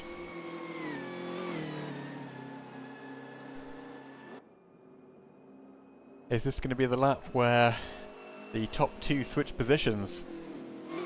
Marcus Pelton further back, 30 or so seconds actually, so actually getting further behind. While the Bugattis continue to crack on. Now, will the oil slick still be there?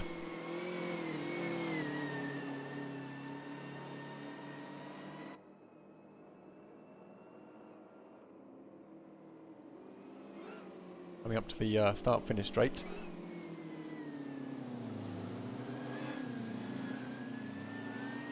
Nope, I stand corrected.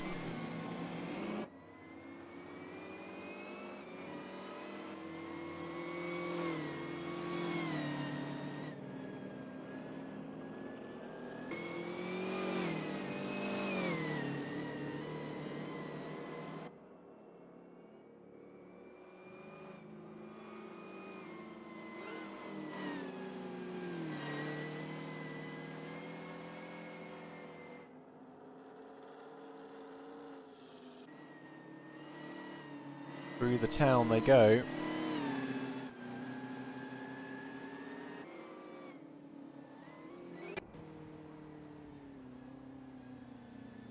And I think the oil was either before here or just coming up.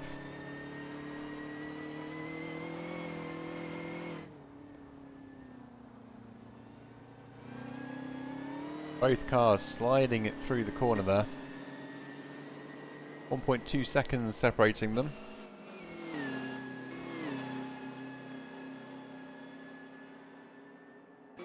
Okay, so it does. I was looking for a larger slick, so it's faded off a little bit.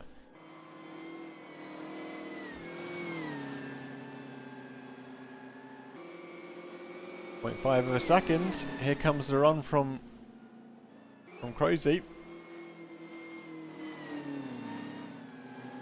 0.4. Really pushing hard now. These two are locked into a battle.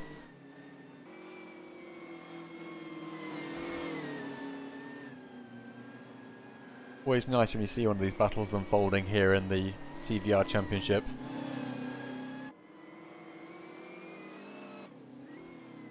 Because these cars are hard enough to drive full stop, let alone in a heated battle like this where your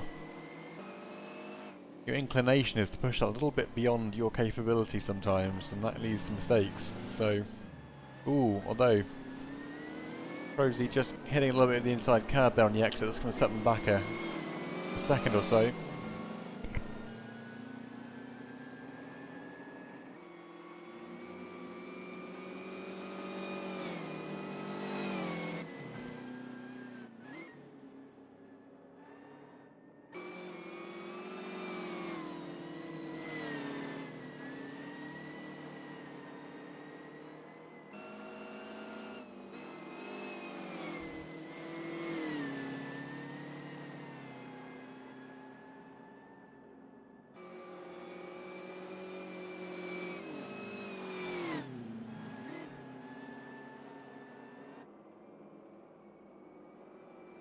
.1 seconds, still pushing hard. So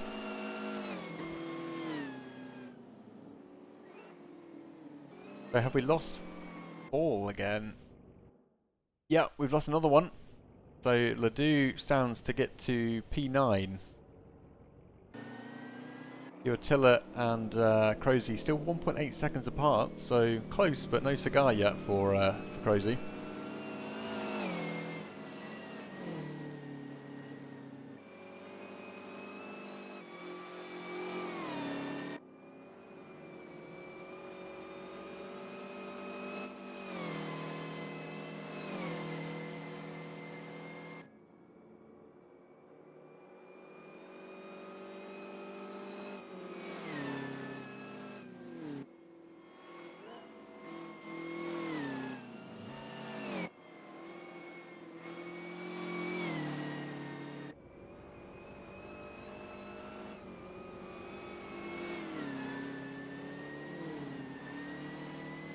Once again, past the start-finish straight, onto lap 21. Really pushing with the Bugattis at the front. 1.3 seconds separating these two still. But no sign of abatement yet. They are really going hell for leather here. I'm not sure what that means from a fuel, tyres, strategy point of view, but at the moment it seems to be give it everything you've got mode. 0.8 seconds, 0.7, 0.6. Edging ever closer.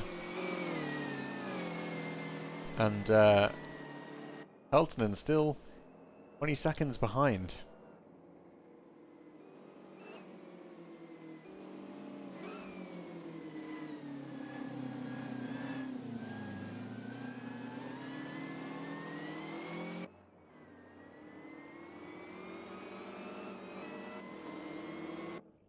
Ledoux is in a bad way. And back to the race. Oh, it's like when Clio went off the track and it was well and truly lost in the woods. Ah. Hopefully that isn't Ledoux out the race. No, they're still going. That's good. It does say DNF, but they are still going. So this time through the town, it's only 0.3 of a second in between these two.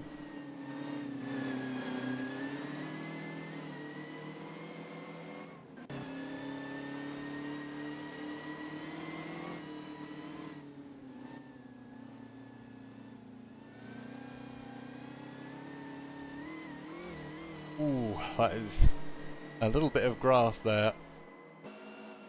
And can have disastrous consequences, so I think did well to keep the foot in.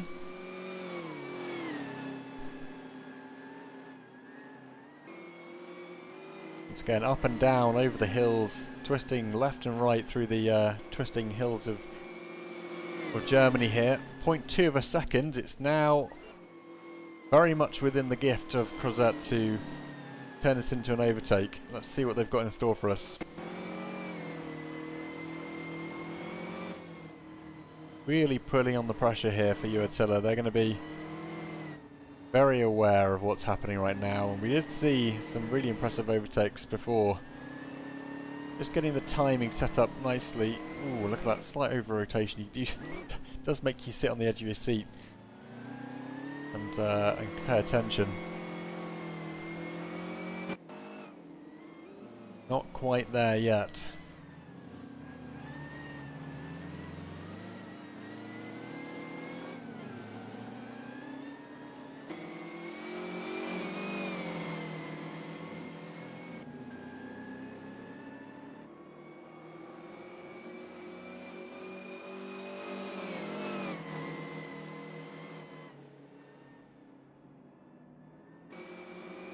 Still 0.5 of a second. These two are making these cars look like a positively modern set of cars. But there we go, there's the overtake. Crozet takes the opportunity, sees a small mistake from Uatilla and slides it through to gain the position that they've been hunting for the last few laps and put their car back on P1. Let's see whether Uatilla is going to be giving up that position just yet, or whether they've got anything in the tank left to come back and push. 0.5 of a second between these two still. It may not be over.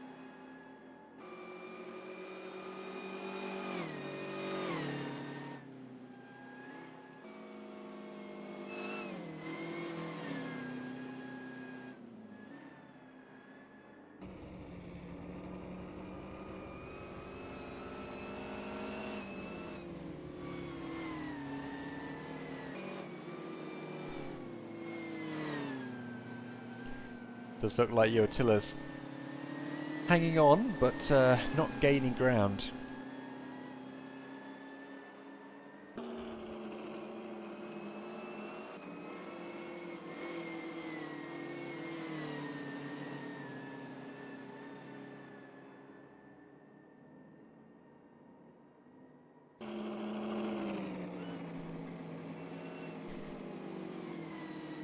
With 8 laps left to go, looks like Crozet is now leading the race with a healthy margin.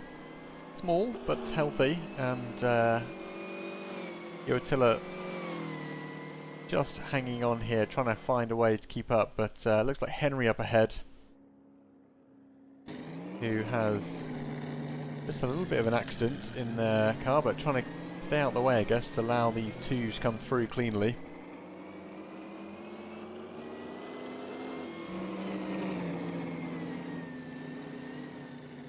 Marcus Pelton only 12 seconds behind now though, so when I say that, it's a little bit hard to tell with this corner. It does seem to cause chaos with the timing board.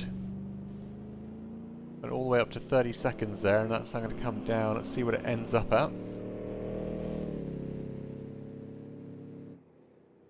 20, still 20 seconds then, so yeah, still a significant gap. But Uatilla slipping a little bit further behind with each passing moment. So it looks like we only have 8 cars left in the race, which is an interesting position to be in. That's Withoft with body damage. Tolonen bringing up the rear in P8 currently.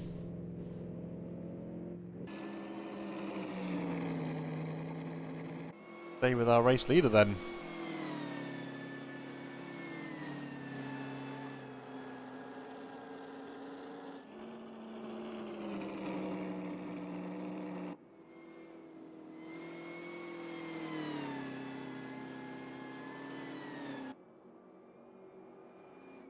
One thing that isn't immediately clear is the pit stop strategies. So everyone's done at least one pit stop so far.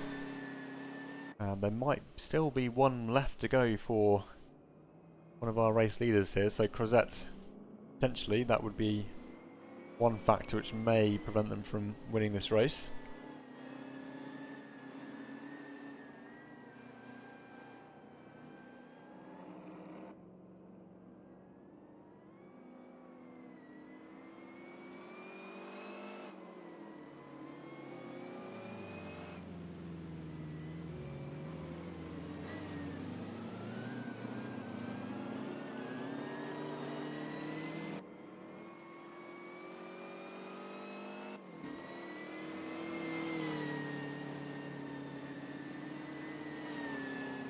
.9 seconds.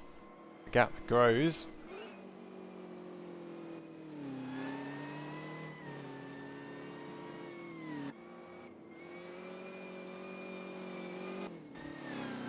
I'm enjoying the fact that every time the DNF count increases, so does the number of people watching the stream, as I imagine drivers become spectators. Yes, look at the surprising number of DNFs. It's not something I've personally seen in a CVR race before. This many, or this proportion of the grid, I should say. I guess it wasn't kidding when it said it was a tricky circuit. Weather seems to have become a little bit more overcast.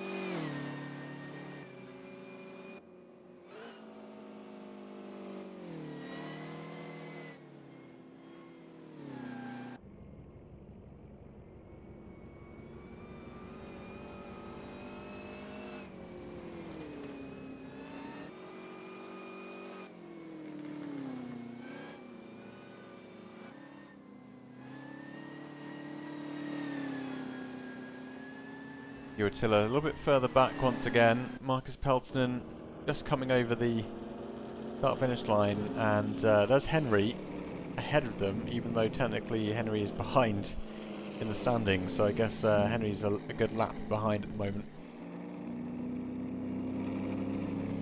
But look at this, La and Withoft, 0.4 of a second between these two, so a bit of a overtake here for Withoft as they sneak on through.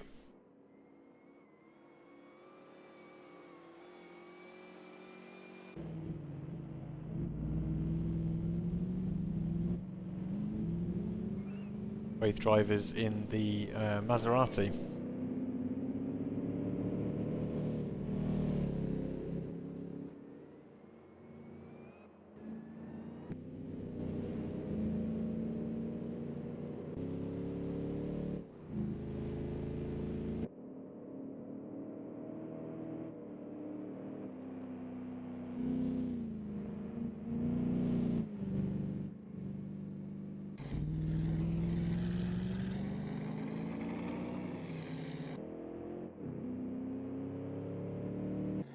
To Henry. Henry's 7.7 seconds behind Pelton.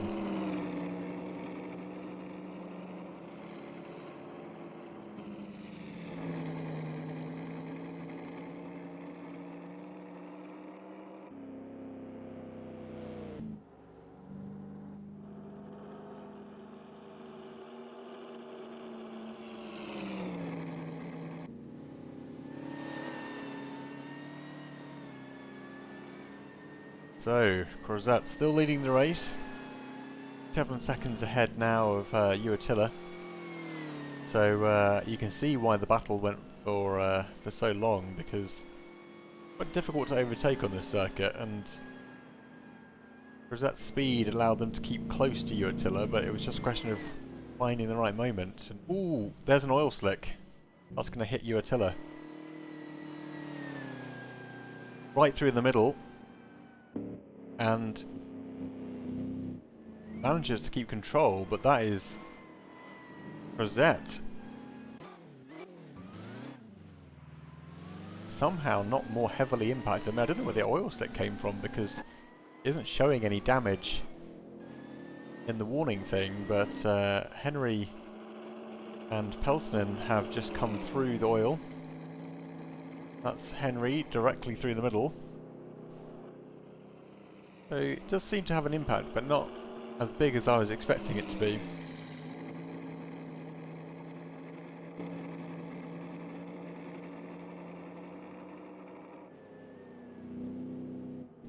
But unfortunately, Crozet now finds themselves in P2, having worked so hard to get up to P1. And Marcus Peltonen now bearing down from behind.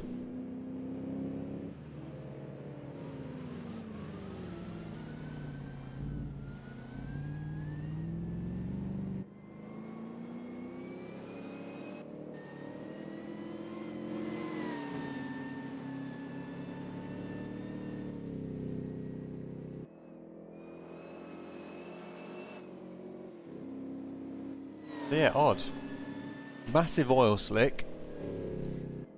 Seemingly no other damage though.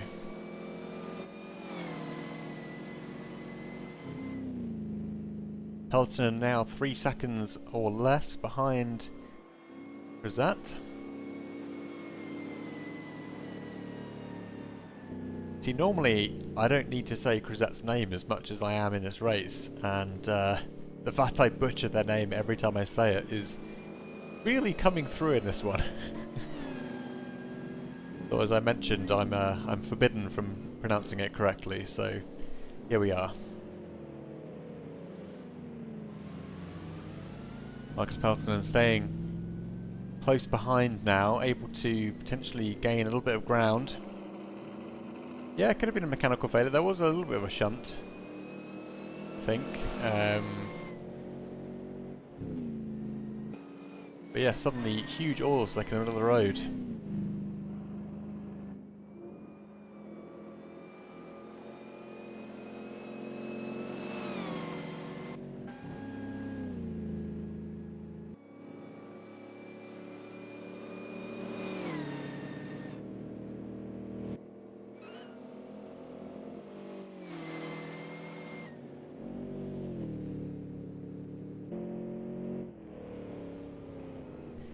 Ah, yeah, into the pit lane. So Crozet's coming in to repair damages. Doesn't seem to be saying damage in the tower, but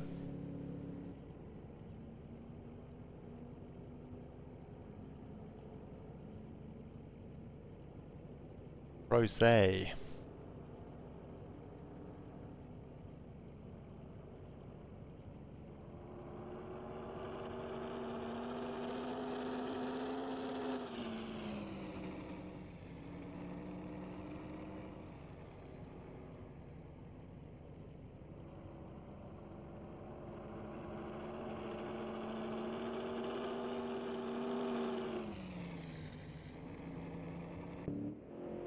Peltonen up to P2 again. Still with a good chance of winning this race if they can close the gap to Uatilla. About 6 laps left to go.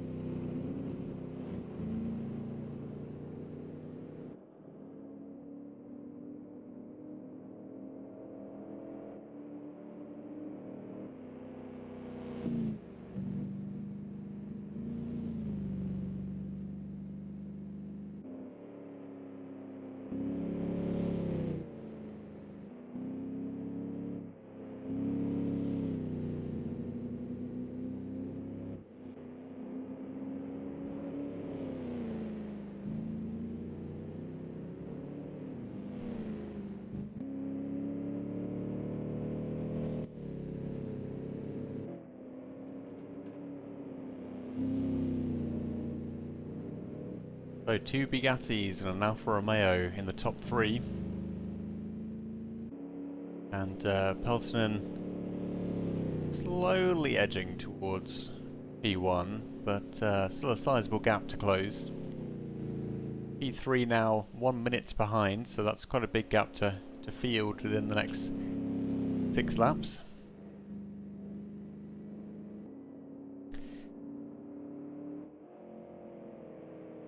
At 1934, I believe, we're up to.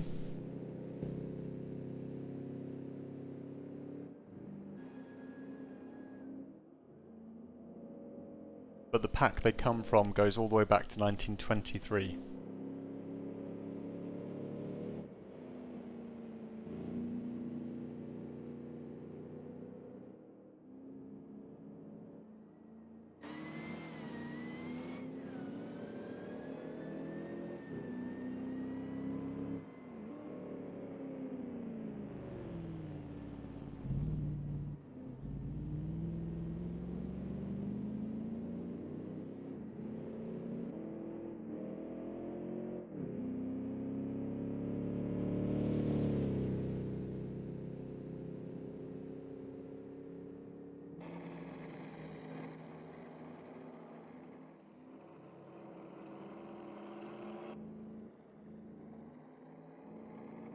Yeah, that's true. There or thereabouts. So it looks like Henry is not too far ahead of Kai Sivertsen at the moment. And they're both driving the Maserati.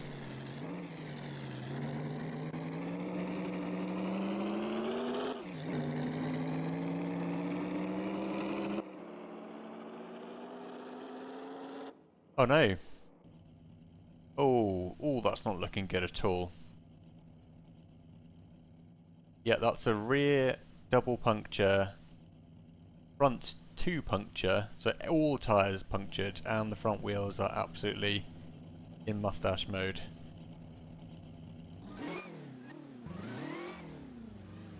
That's going to have to be a repair on the side of the road job. So our very unfortunate race leader is now looking in quite a lot of jeopardy.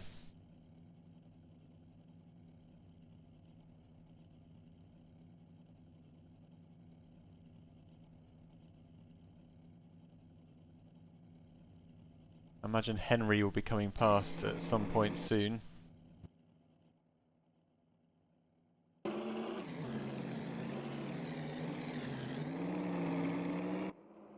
Ah.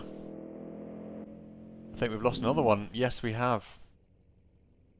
So we are down to 7 cars.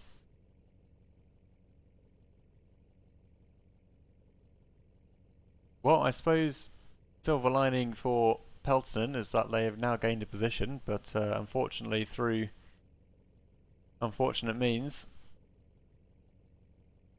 nothing a hammer can't fix yet. Indeed.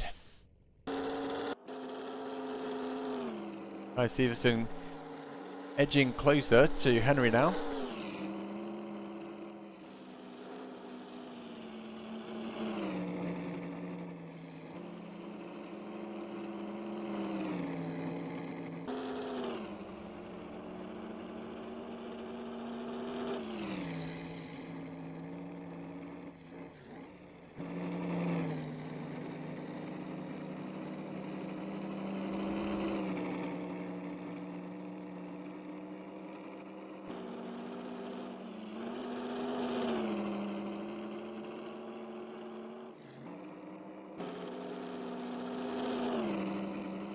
.7 seconds between these two.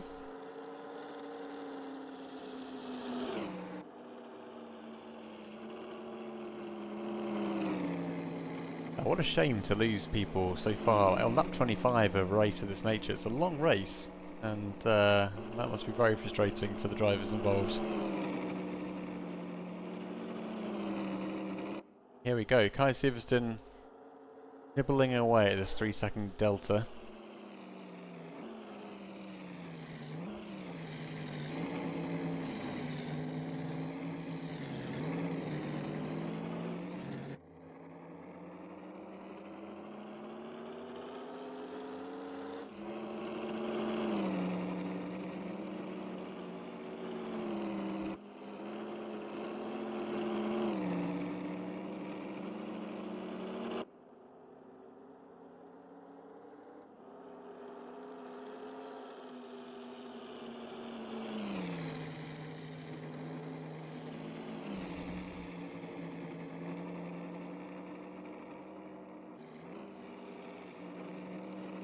through the town. Only 2 seconds now. Definitely gaining some ground.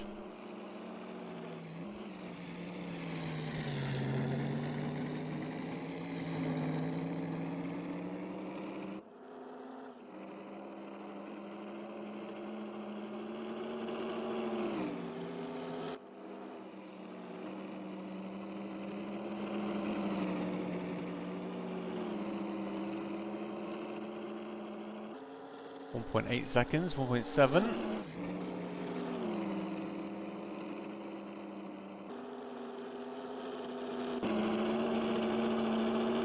On board here with Kai Siversen.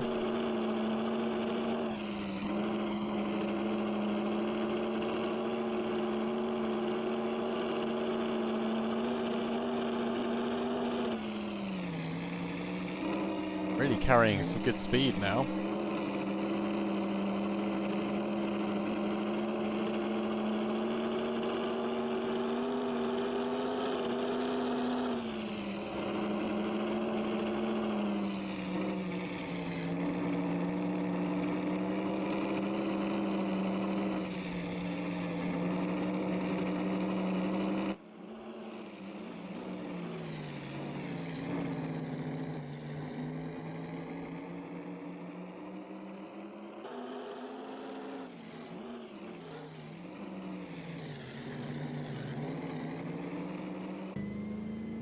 So, Uatilla.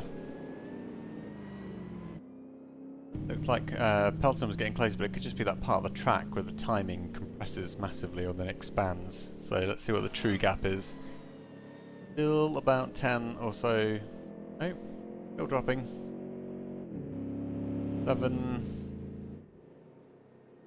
6 or so, 7 seconds, somewhere around there. Meanwhile, Henry, Kai is very much pushing now, but almost losing it there at a couple of moments.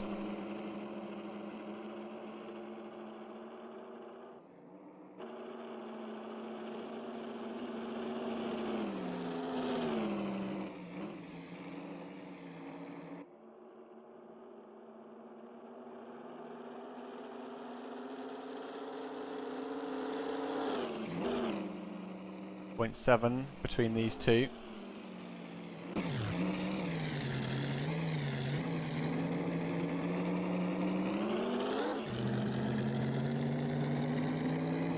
Losing out on the acceleration zone just a touch there.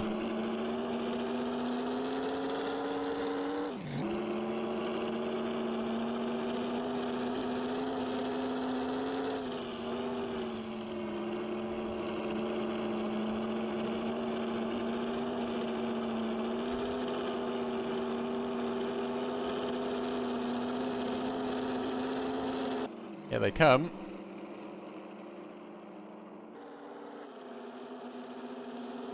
Kai cuts to the left-hand side, switching round to the outside.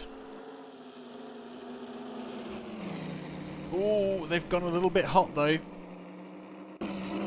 Somehow still managing to keep it on the track though. And they're very much out for the position now. It's just a question of can they get it without self-destructing in the process. Good run through the inside line of that corner. Good exit. Tries to go around the outside. Looks more promising this time. And Kai Siversen has secured the position. Up to third place now as they gain a position from overtaking Rosé.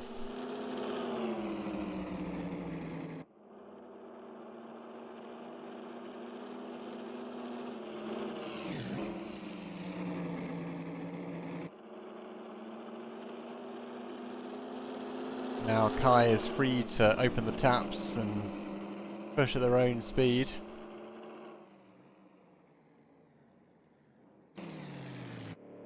Bar is still in the runnings, as is Tolnin, and Withoft is still with us as well.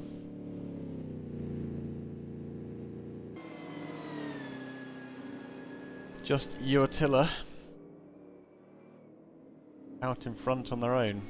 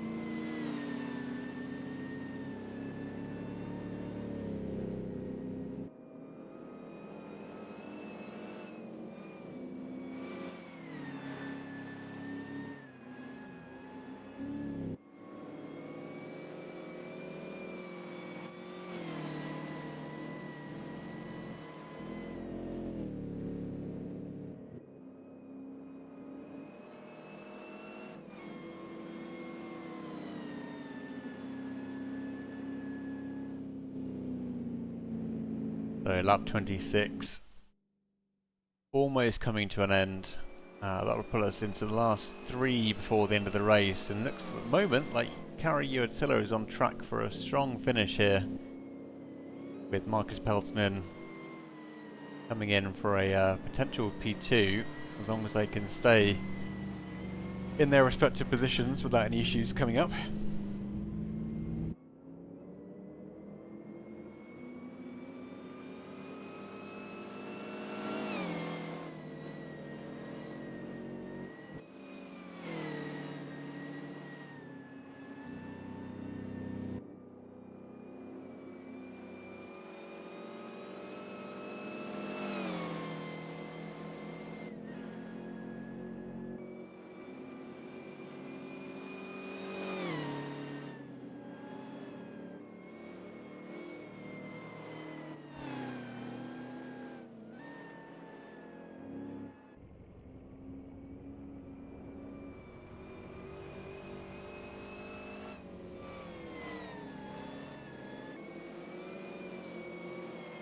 So lap 27 begins. Uatilla still up front, managing to maintain a gap of around 6 seconds to Peltonen.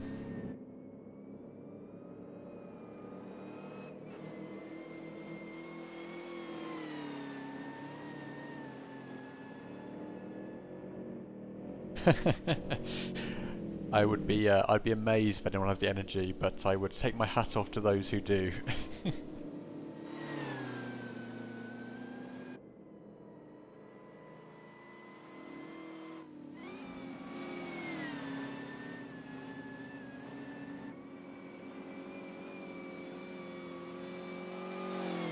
Well, at the rate we're going, I'm hoping that everyone can finish this race. We're down to a handful of drivers.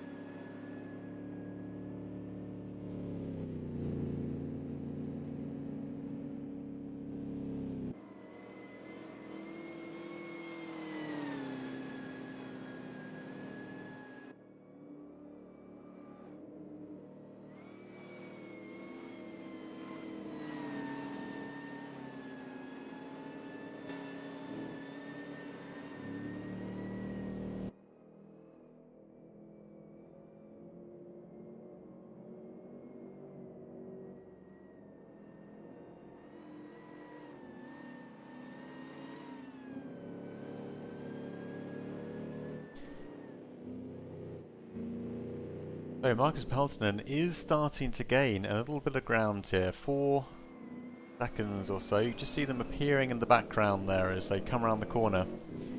So Kari Uotila is definitely not out of the woods just yet, and they do have a little bit of work to do here to fend off Marcus Peltonen after 27 laps and only 3 left to go.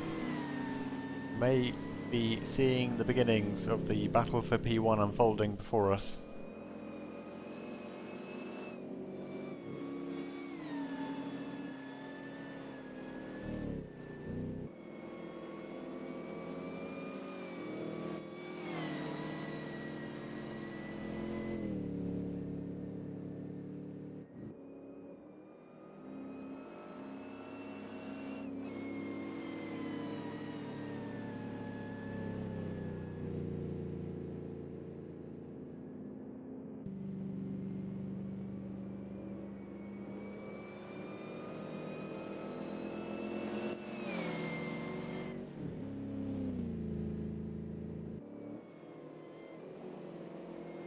Gap now sub 2 seconds as Marcus Peltonen starts to wear away at the lead here from Kari Uotila.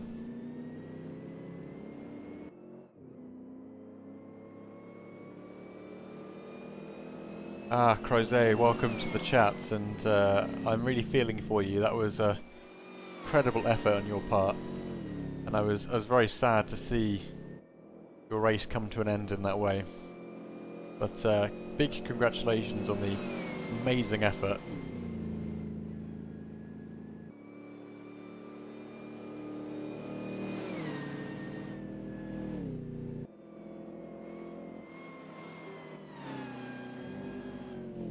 These are indeed very unforgiving cars.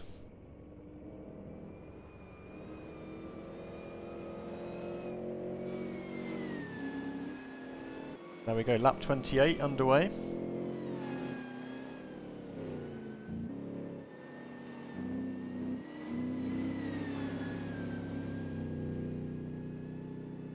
So both Uotila and Peltonen are on the same tyre compound. It does seem, I mean, at least to my untrained eye, Uotila's car is sliding a little bit more through the corners, so either that's a sign of tyre wear or something else, but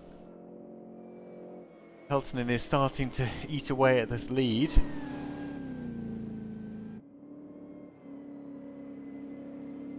And is now only 0.5 of a second behind.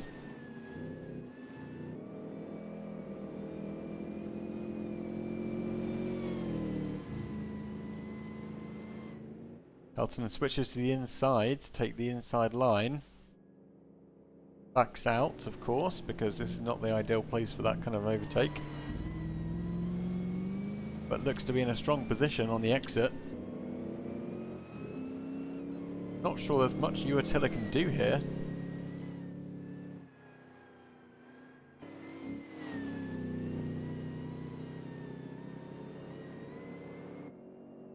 Ah, okay, good to know, Danny, thank you.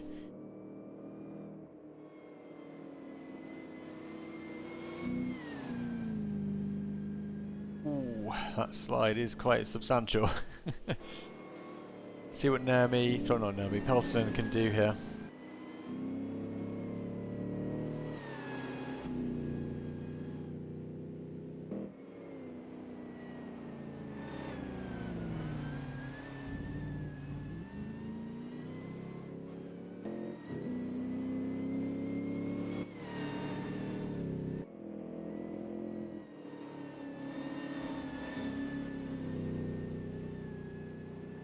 So, Peltonen's managed to fall back by about a second, but sure they will be back for more very shortly. At the moment, Uotila's doing a great job though, holding them at bay. That gap is once again shrinking as Peltonen manages to ease up towards the rear end of Uotila. It's all about finding that right moment for the overtake.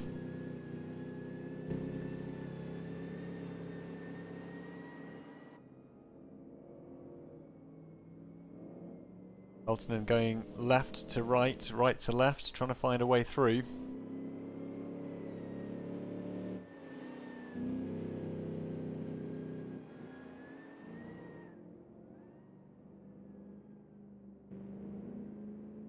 Ooh, it's a mistake though from Uatilla. They managed to recover well though, that's an impressive recovery. But nonetheless, Marcus Peltonen through to P1. Only so long you can slide a car like that, I think, without making a mistake eventually.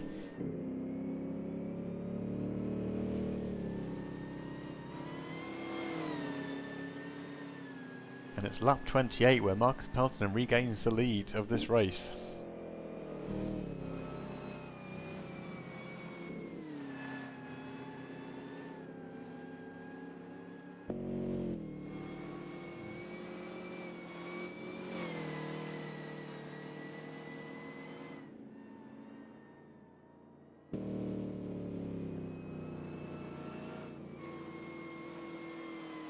I'll say that recovery though was quite something. I would have been upside down in a bush.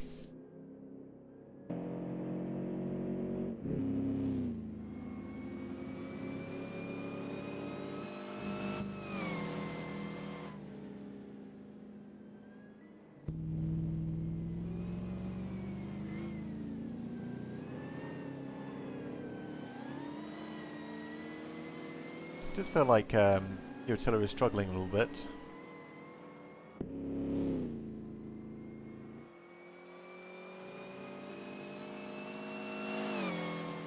Could just be fatigue setting in at this stage. That's definitely a factor in races that are quite long.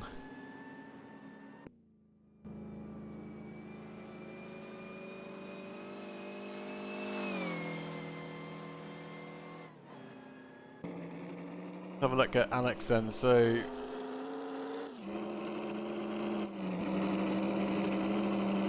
doesn't seem to be a mechanical issue indicated in the tower at least, but you're right, they have fallen back quite a way from Kai Sivertsen.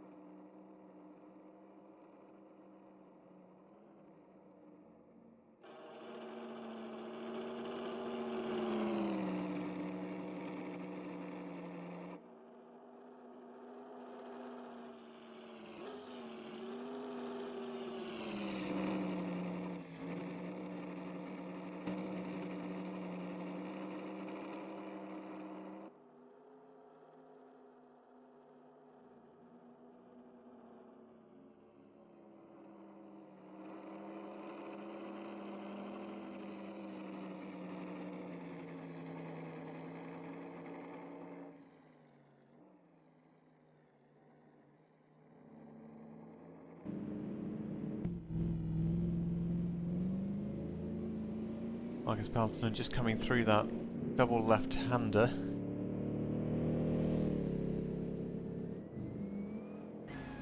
Timing gets a little bit funky at that point, but Uatilla still... where are they? About 6 seconds? 7.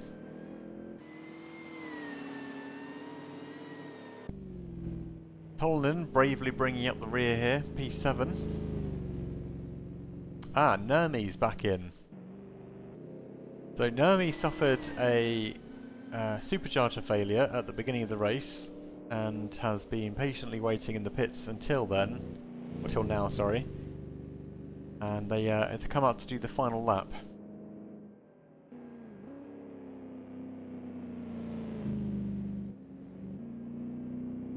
Which will presumably put them somewhere around P19 still, because despite the guys ahead of them being DNFs, they will have driven further. But I think if you DNF in the league, you get no financial reward, and any damage you've received will have to be paid for. So quite a big impact. Whereas Naomi here, I think, has cut their losses and decided to just finish the race without DNFing, but without kind of risking any further damage and so on.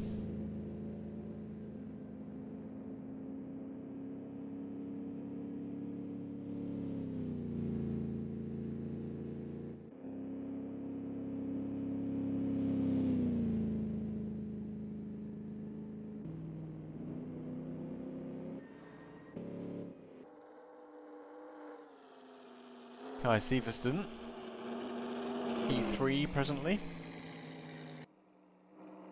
Just to remind you all, the standings are thus. So Marcus Pelton in P1, Nurmi in P2, Heitinen's actually in 3, so whereas Kai Severson's in P16, so he should do well out of this race.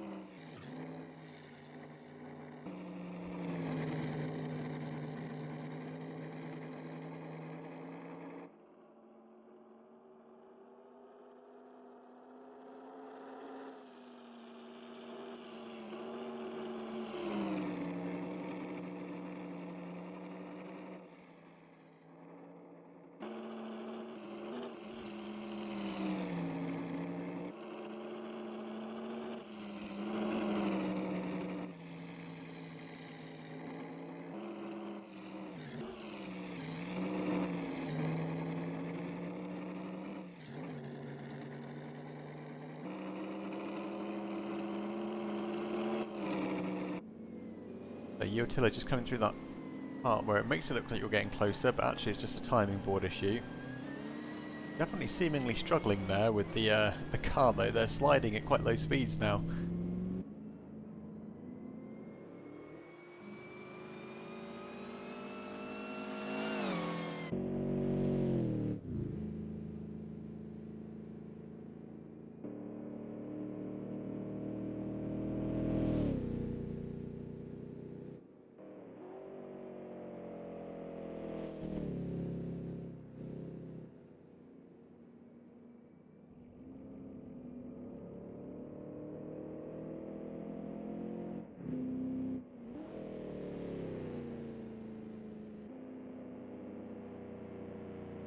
So lap 30 has begun.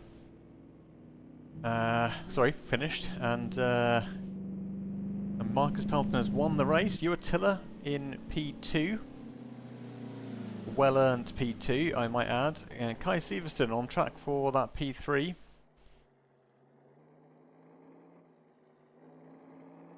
It says Tolanen's just come P3, but I don't believe it. There we go, Withoft. I think as soon as Kai crosses the line, it should correct itself there. But Tolanen has finished, Nurmi has finished, and it will be Kai Severston, Henry and La to cross the line next, and that will correct the leaderboard timing issue.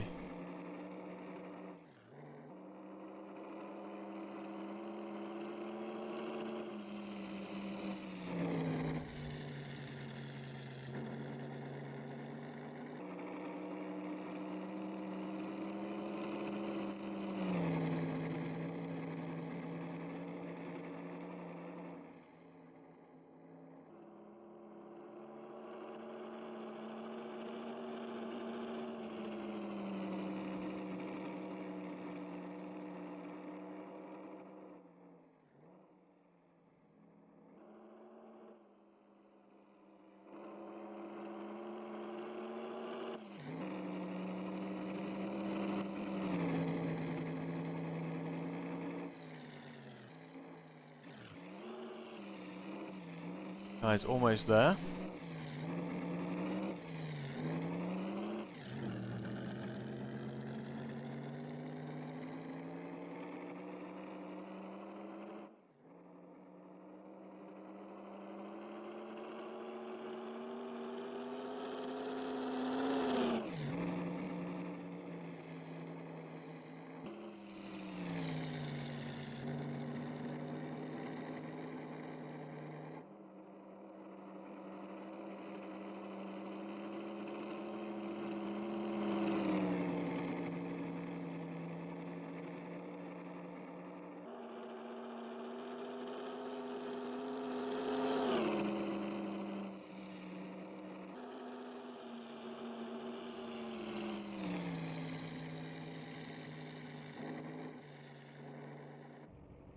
And here comes Kai Severston to regain their correct position and finish the race in third place. So very well earned podium finish there. Henry should be up next with La to follow.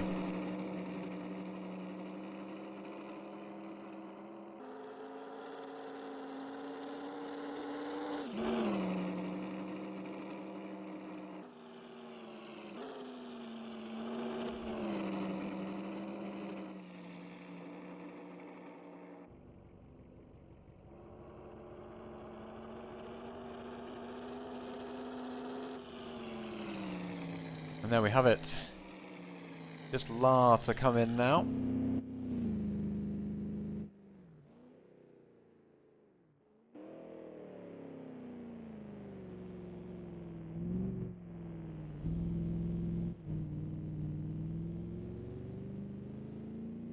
Well, while we wait for La to come in, as always, thank you very much for your participation in these races, and big thank you for Garamond for organising this this fine league. Thank you also for everyone in the chat who's taken the time to enjoy themselves and watch the racing. Hopefully you've enjoyed yourself as much as I have, and thanks for the commentary and for the chat, sorry, which helps me fill in gaps in my understanding with what's going on from a commentary point of view. So always appreciated. And I wish you all a very good rest of the weekend and a good week ahead. Looking forward to next round, which I will pick up with Garamond as to where we're going to be going next. But very cool to see the new oil slick feature today. I think that's a really nice addition to the racing and adds an extra layer of depth, which haven't seen elsewhere yet. So keen to see what other features are on the way. But as La crosses the line, we wrap up the racing today with a very surprising result of only 8 cars finishing out of a starting grid 23. But I guess that's a sign of the trickiness of this circuit, which I mentioned at the beginning is not one to be taken lightly. Anyway, have a great rest of the evening, enjoy yourselves.